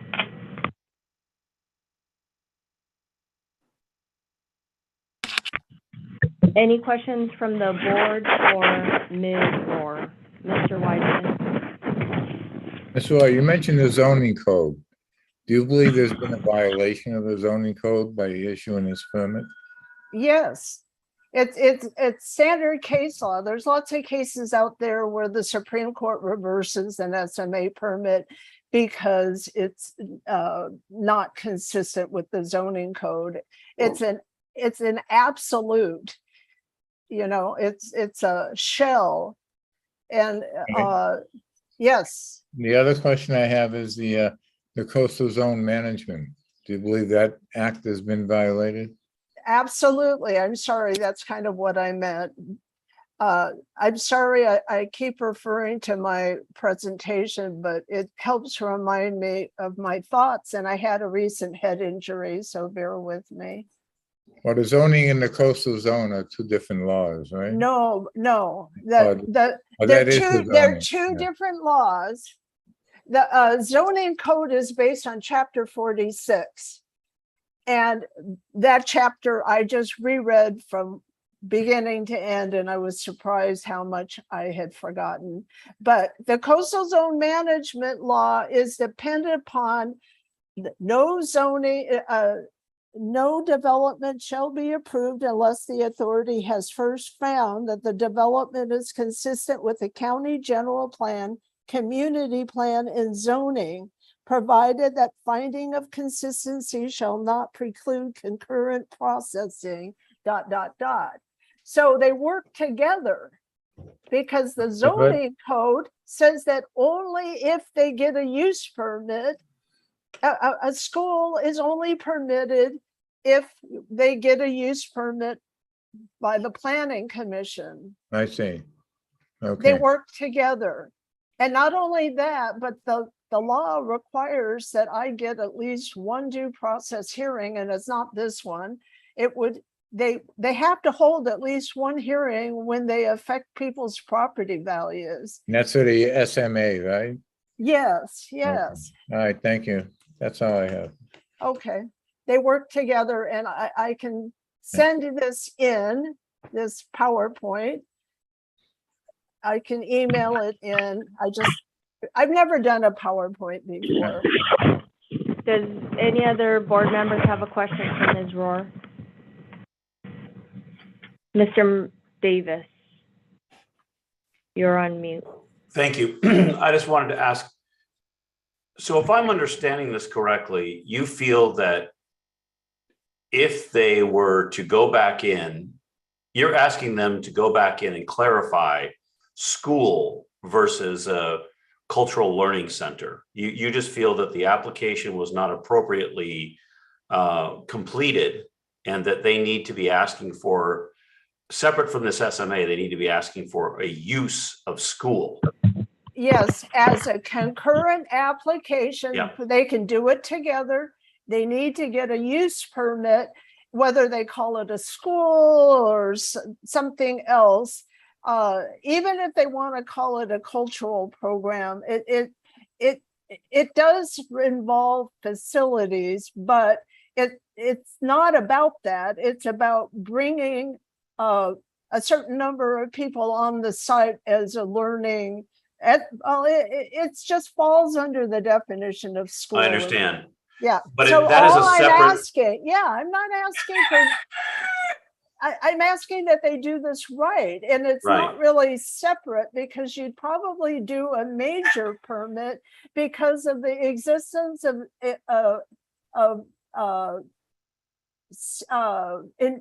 endangered species nesting on the property, and it elevates it under the planning commission rules, I believe, as it elevates a minor permit into a major permit when you have a really sensitive area. That means that then they would consult with the local wildlife biologists in charge of water birds and get a plan. What are they going to do if they find nesting Hawaiian ducks or nene? They put temporary fencing to keep the kids away. But, they've scared off all the endangered species in that fall program, and they all came to my property. So in some ways we can work together. At least they had somewhere to come, but that means they might have abandoned their nests. So there's just things that you get involved with, making provisions for solid and liquid waste. Well, they are next to the sewer, and they give out low interest loans to hook up to the sewer. And I don't think that that's making a real bathroom hooked up to the sewer is a break it for Hui Hole Maluo or Kauumeke. Thank you for your answer. I understand what you're saying, and I'm trying to stay focused on the actual issue at hand right now. And those future things will be having to be handled, each one of them individually, when they decide to build a bathroom or do what have you. So thank you very much. I was just trying to get some clarity on that. That wasn't my point. My point was, yes, they have to get a use permit no matter what, but you can't provide an SMA permit without the use permit. So it's automatically void under the law. Thank you. I do have one question for Ms. Rohr. Ms. Rohr, so are you saying, do you feel that everything that you described about what you feel the intended use for the property, was all of that included in the permit application that was approved by the county? Was all of that information part of the applicant's application? I don't think so. Okay, that was my only question. Thank you. I think they might have tried, but for some reason, Alex Roy interpreted them as not having any educational program. So I don't, because I haven't been able to question Alex Roy or Kamala to my satisfaction, I have to say that we're not getting to the basic facts. Thank you, Ms. Rohr. That answered my question, that you don't feel that those pieces of information were part of the approved application. I believe, do we have any other questions from the board for Ms. Rohr? No further questions, thank you. So I believe Ms. Tiapula would like to call back Zendo Kern. If the appellant is finished presenting her case, yes, we would like to call Director Zern for rebuttal. Yes. I believe Ms. Rohr was her last witness to herself. And Me answering that last question from you, I feel like you can twist and turn that. It doesn't seem like a clear question. I'm not sure I understood your question. Don't twist and turn it to mean something I didn't intend. I'm not sure what you meant. What are you even talking what do you about, Ms. mean? Rohr, right now? The question by chair to me, which I tried to answer by saying that I felt like you weren't getting to the basic facts because I couldn't question Alex or Kamala to my satisfaction. And I felt like you're asking me if the SMA permit covers what I was trying to say. And I guess my answer is, I thought I said, no, I don't think so, but I don't understand the permit. When I read it with the closure letter, it sounds like a bunch of nonsense. I can't even understand what they say. Understood. Thank you. That was my question on what you felt was included or not included. Thank you for the answer. Ms. Tiapula, the floor is yours to bring back Director Kern. And I would ask to call Planning Director Zendo Kern. Proceed. Thank you. And does he need to be resworn? Okay. Director Kern, I'm going to try to be incredibly brief, but I'm going to ask two questions. There's been testimony, quite a bit of testimony today, and perhaps clarification would be helpful. I'm going to ask first, what was approved? And second, why it was approved. So first, can you articulate for the board what was approved? Yes, thank you very much. Zendo Kern here, Planning Director. We approved an SMA minor permit for the pond restoration as well as the Native Hawaiian cultural practices and community events, which is consistent with the general plan and the zoning code. Under the zoning code for our chapter 25 for RS-15 zoning, community events, community facilities, and community buildings are allowed. So this is approved for community events based on cultural learning, Native Hawaiian cultural practices in that manner, as well as pond restoration. So we went through top to bottom through the SMA minor permit, as you've seen. I don't need to go over all of it, but we went through chapter 343 for environmental review, chapter 6E, every necessary element to ensure that a proper permit was approved. And again, pond restoration and cultural events and community building, which again which is permitted under chapter 25. Does not require a use permit. That was also done in conjunction with getting feedback from Department of Health, Department of Environmental Management, State Office of Planning, the State Department of Land and Natural Resources, Army Corps of Engineers. And so it was very comprehensive review. Okay. And also to clarify for the board, based on this approval, is the landowner permitted to build structures? They can do the temporary structures. Okay. And what is a temporary structure? What they asked for was, say, the Hawaiian hale thatched building. So that's here. Building permit may be approved. Public Works shall be issued for temporary thatched hales. The applicant shall secure any necessary temporary buildings for all proposed temporary structures from the Department of Public Works prior to emplacement on the property, and then plan approval shall be secured from the planning director prior to either conducting community events, construction of community buildings pursuant to section 25-2-71. So they're allowed to build a community building in the future if they want to. That's a permitted use. You do have to have an SMA permit approved for that. And a final question.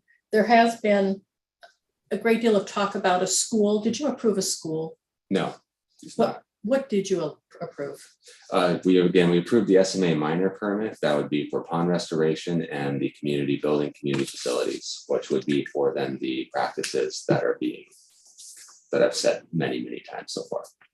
And I know I said that was the last question, but was a public hearing held? No. Was a public hearing necessary No. for this permit? No. Why not? Because an SMA minor permit does not require a public hearing. And again, the use is consistent with the zoning, which then would not require any type of public hearing as there was no change of zone or use permit required. If there was a school, as stated, there would be a use permit, but in this case, as a community building and community work, there is no, it's consistent with the zoning. So when you talk about community work, what is that community work? Well, in this case, it would be anything to do with the community buildings, and what they requested was, let me just make sure that I got that there, was the Hawaiian cultural practices, such as the emu, carving, canoe building, etc., community events, curriculum to perpetuate Native Hawaiian cultural practices, such as resource management, fundraising, volunteer work days, Ohana workshops, student symposium, and other things that would be relevant to community events. No further questions for Director Zern. I have some questions. Ms. Rohr, go ahead with your cross-examination. When I asked where in the zoning code did it permit community events, you didn't answer that way. You're saying it's there, and I'm saying it's not in the zoning code. I'm going to show you. I have the zoning code up, and what the zoning code says about community buildings is right here. See, public uses, structures, and buildings and community buildings are permitted uses in any district, provided that the director has issued plan approval for such use. In fact, somewhere else, it actually says that it has to be done prior to beginning to build it. And it does not list, see up here, I wrote community buildings. That's what's in the building code. It's about a building, not a use. If you look up community events, none. Okay. If you, I think under some ag thing, they have that you can ask for a special permit to hold an event. And that's the only thing in the zoning code about events. There is not such a thing as community events or community uses, a land use that a building does not dictate a use. In fact, at this point, okay, I'm still no question testifying, but he did, okay, you did not answer that way when I asked you that question. So, okay, and then,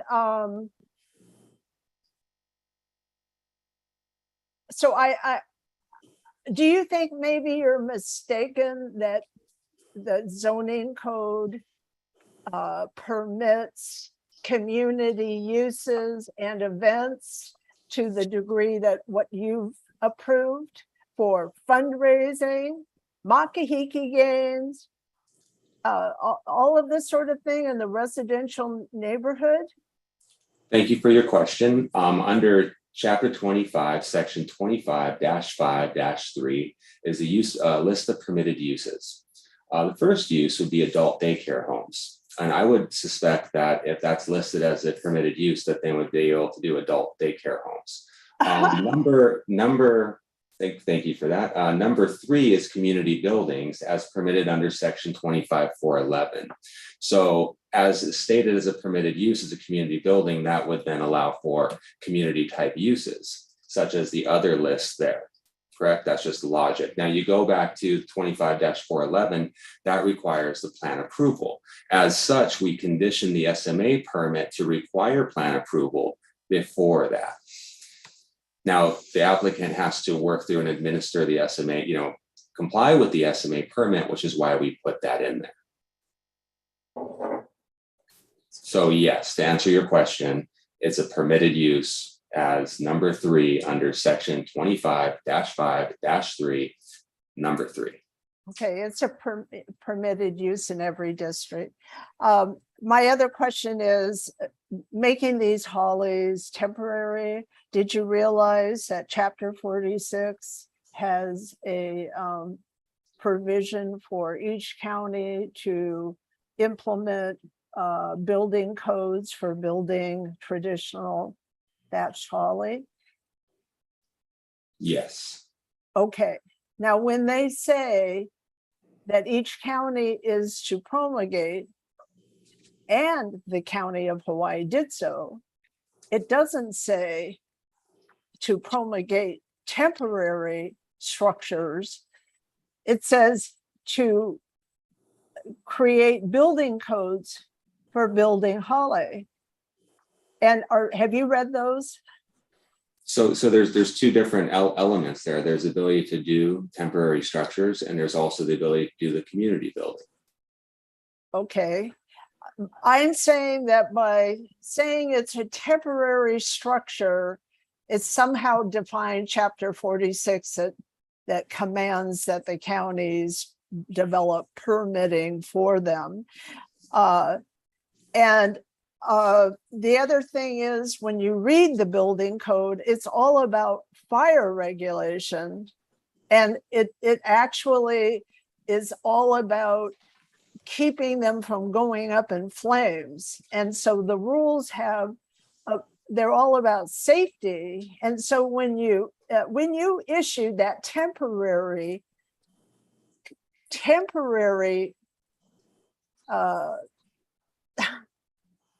description, did you consider the fact that it would just be the same as the building code?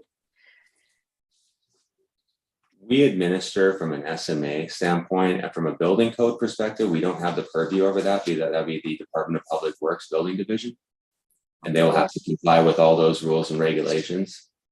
Okay, I just think it was short-sighted. The other thing is, with a temporary building, you're not allowed to have more than 50 people in it without it being non-flammable material. So it actually draws attention to the fact that they're saying they want to bring 200 people on at any moment, and then this temporary permit is going to say only 50. If it's more than 50 people, it has to be non-flammable. It's just sort of a problem, and I would hope things like that would not be in a permit, where it creates a sort of problematic inconsistency.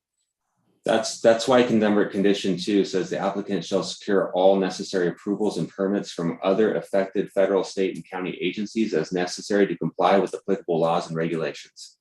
Okay.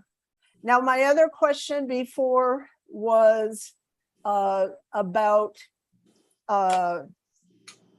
your what you sent out for approval or comment. And I don't think you're aware of what was actually sent out. You thought you just made it. Would object. My question is, have you had let me show it to you and see if you still believe it's pertinent. Hold on. Hang on one second, Ms. Rohr, we have a hand up. Ms. Tiapula. Planning Department would object at this point, as that was beyond the scope of our recalling the director. Okay, remind me what your scope was again. I'm sorry. It was just a cross-examination after Ms. Tiapula recalled Director Kern. You were open to cross-examination. Okay, so your question to him was, repeat your questions to him. Just for my memory, what did you ask him again? I asked about the basis for his decision, not what was sent out. Okay, but he answered by saying that he got consults from all the necessary agencies. That was his answer. And so I'm rebutting that part.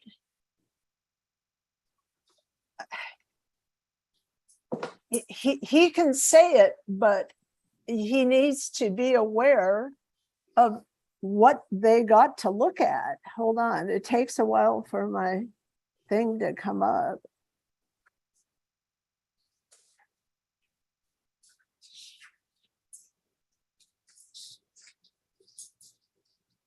Might be easier for you to do it. It's a link, and it has a it has a site plan that is not even the whole site. It was a mistake, I'm sure. And it doesn't say that 200 people were there. It used a description that wasn't the final description. I brought this up before. I'm sorry, it's taking me a while. I got the information actually from Public Works. So let me try to get it from, it would have been from Ashley. Wait, has to be, yeah, Ashley Mundaka.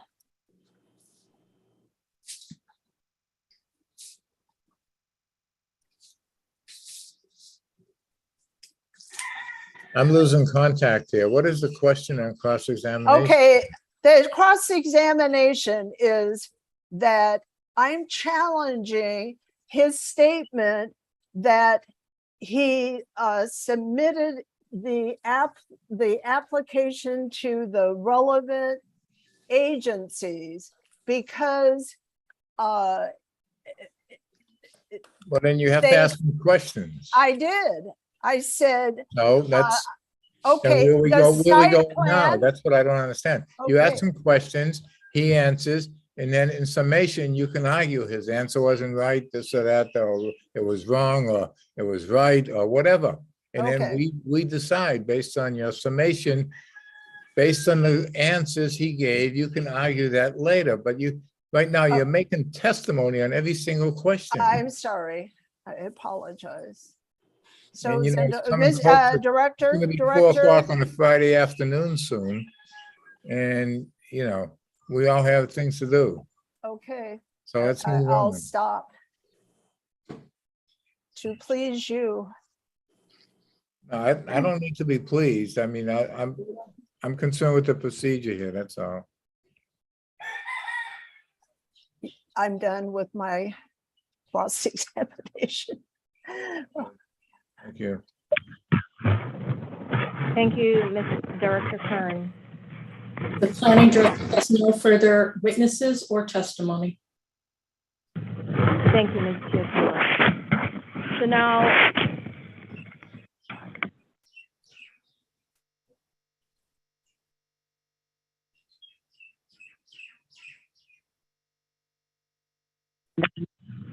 does the planning department have any further rebuttal witnesses? We have no further witnesses. Thank you. So now we'll hear a closing argument.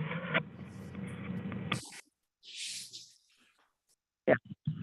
Ms. Rohr, would you like to proceed with your closing argument? Okay.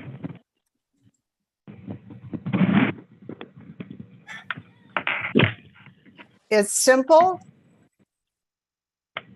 Our director under our charter is the chief planner for the county, and he is obligated to follow the law. We all respect Native Hawaiian cultural and traditional exercising of subsistence, cultural and religious practices, but it's subject to the right of the state to regulate such rights. Under the Coastal Zone Management Act, only that development which is consistent with the zoning code, can be approved. And the definition of school, forget the fact that it's the word school and concentrate on the definition. A place for teaching, demonstration, learning, or organized group instruction.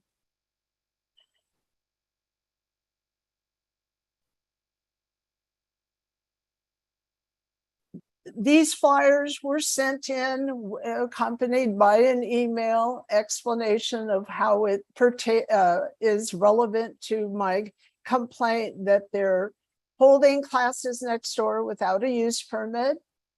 And all of these things can be explained as being a place that they're using the property next door as a place for learning, for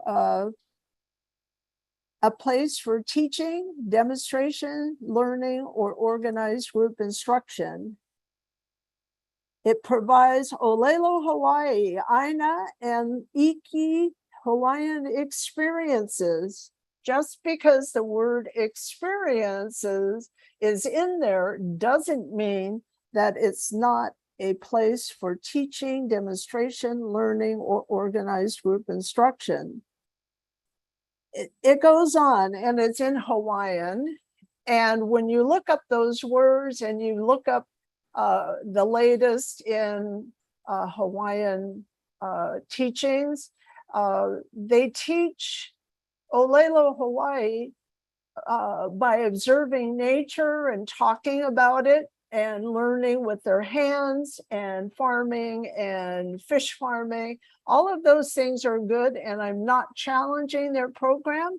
I just believe that it requires a use permit under the law, and that would give the neighbors notice and an opportunity to be heard, because there's at least two of us on either side of them that are affected, and my property rights have been affected. So basically, any SMA permit that's issued for development that is not consistent with the zoning code is void.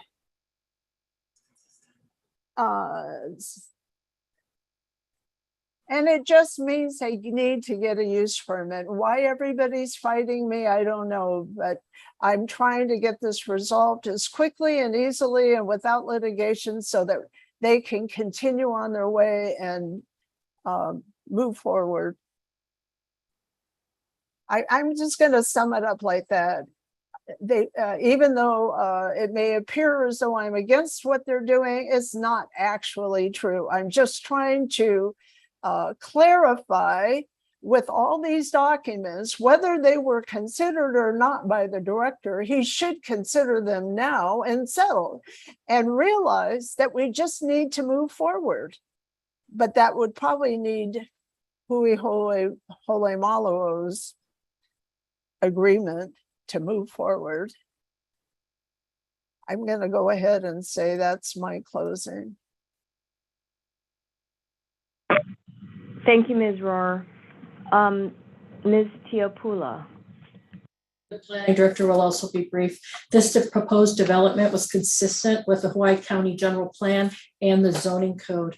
It is consistent with the following policies of Chapter 205A relating to recreational resources, historic resources, scenic and open space resources, coastal resources, economic use, managing development, public participation in the use of this land, and protection of the lokoi'a.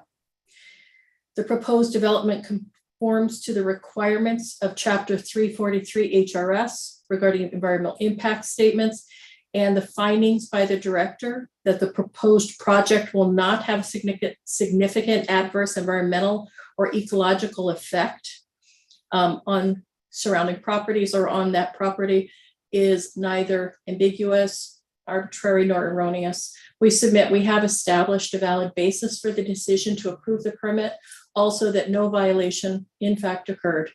Thank you very much.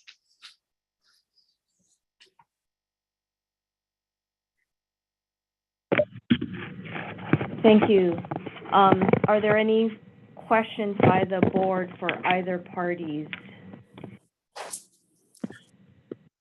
Or comments? Mr. Wiseman. You're on mute, David. Yeah, the general purpose of the traditional and community functions that exist in that facility, does that include, I mean, it goes along with teaching the culture, and would you say that that includes teaching the culture and traditions and et cetera? And it's also explicitly referenced in the Hawaii State Planning Act, Chapter 226, Objectives and Policies for Sociocultural Advancement. It includes educational practice, objectives and policies for sociocultural advancement, cultural practices. It's 226.21 and 226.25. Explicit guidelines referencing cultural practice and the transferring of those practices to others within the community. I see, thank you. I have one other question. With respect to some of the minor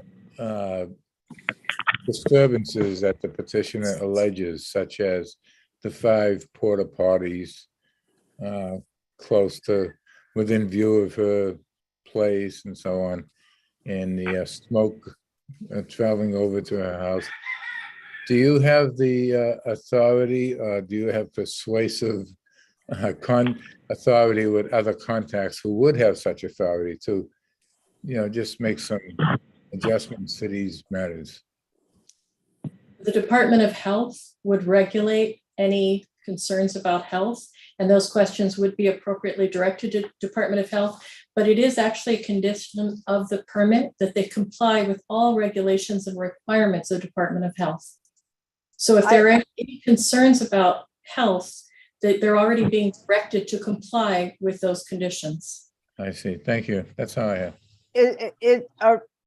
Can I answer that question too, or not? Well, I didn't ask you any question. Thank you, Mr. Wiseman. Any other board members with any other questions for either party?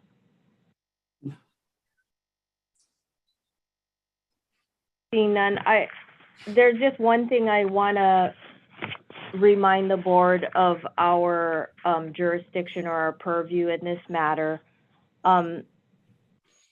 Rohr's case is appealing the planning director's decision for multiple things. One is the reversal of issuance of the PLSAA 2022-000022 permit.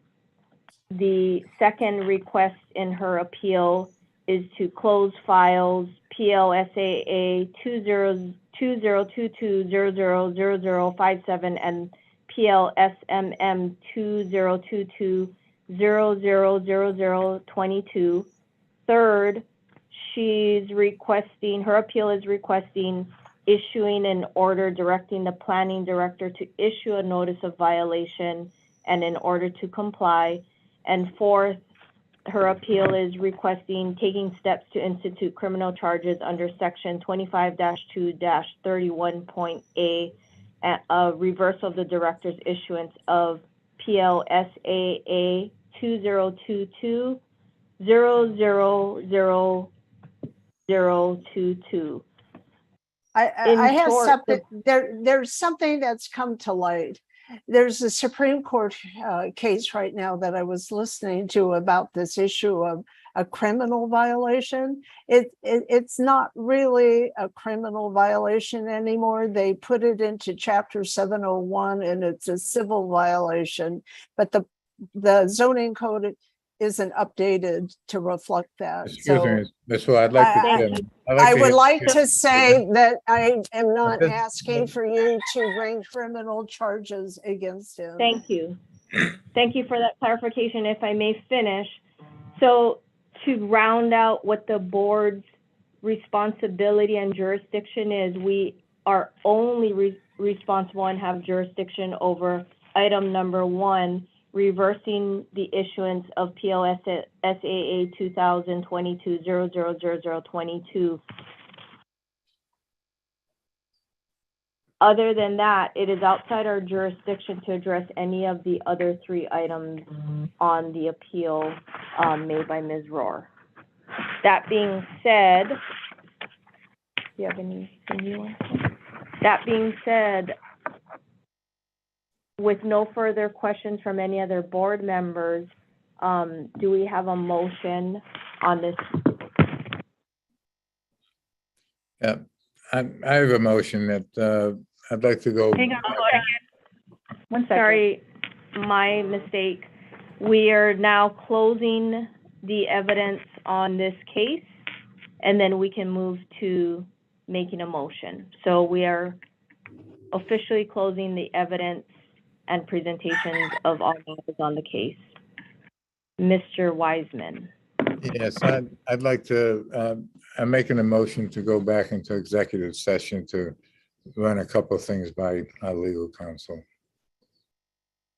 And do I have a second on that motion?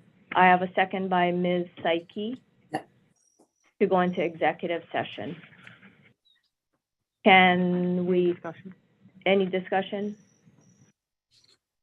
Seeing none, can we take a vote? Yes. Mr. Weissman, Aye. Ms. Psyche, Aye. Mr. Davis, Aye. Chair Aguiar, Aye. motion passes. All right, Thank same you. thing, everyone. If you could bear with us, we'll move you guys into a waiting room, or we'll go into a waiting room. We'll see you guys momentarily. Thank you.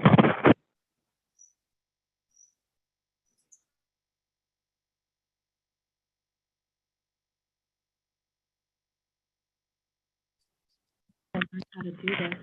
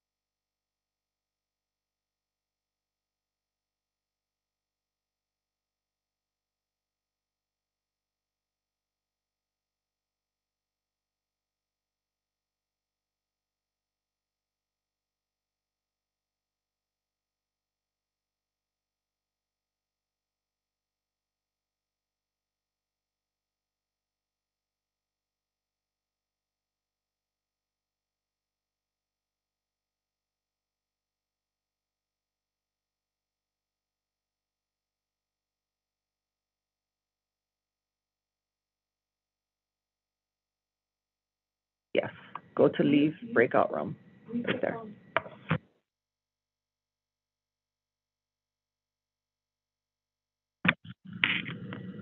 Did you unmute her? Oh, you're so great, thank you. You got it.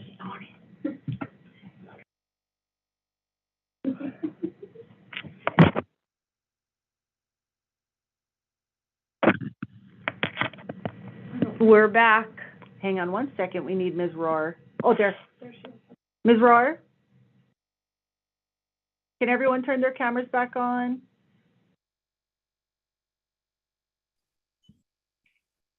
Hello? Hello? We're back. There we are. Oh, sorry. Ms. Rohr? Okay, Yeah. great. Can you hear me, ma'am? I can. Thank you. We're back in open session.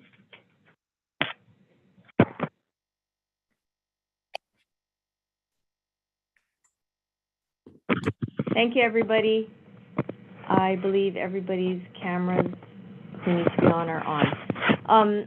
Back in regular session, can I get a motion from the board? Mr. Wiseman. Yes. Based on hearing the evidence and the arguments of the parties and review of the file and all the exhibits, I make a motion to affirm the planning director's decision and PLBOA 2022-0000025, finding that the director's decision was not clearly erroneous in view of the reliable, probative, and substantial evidence on the record. I don't find it was in violation of the code or other applicable law, and it was not arbitrary or capricious nor abuse of discretion. And I base this motion on the director's responses to questions I asked him, and his testimony I found highly credible. And I believe that he complied with the laws and went through all the numerous time-wrenching steps in that the application for such a permit requires. So in view of that, my decision is to affirm the director's decision. Thank you, Mr. Wiseman. Do I have a second on that motion? I second the motion. I have a second by Mr. Davis, but hold on one second.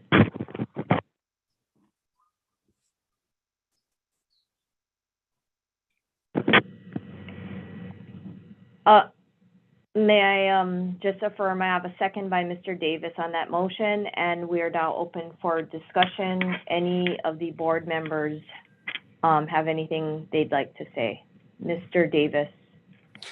I find that a very thorough and complete job was done on this permit, complying and working with other departments and agencies to confirm that it was appropriate and legal. And I just want to commend the planning department and its thoroughness, and the staff as a whole, all the people that have put so much time into this and to reviewing this. It proves the public system, and also the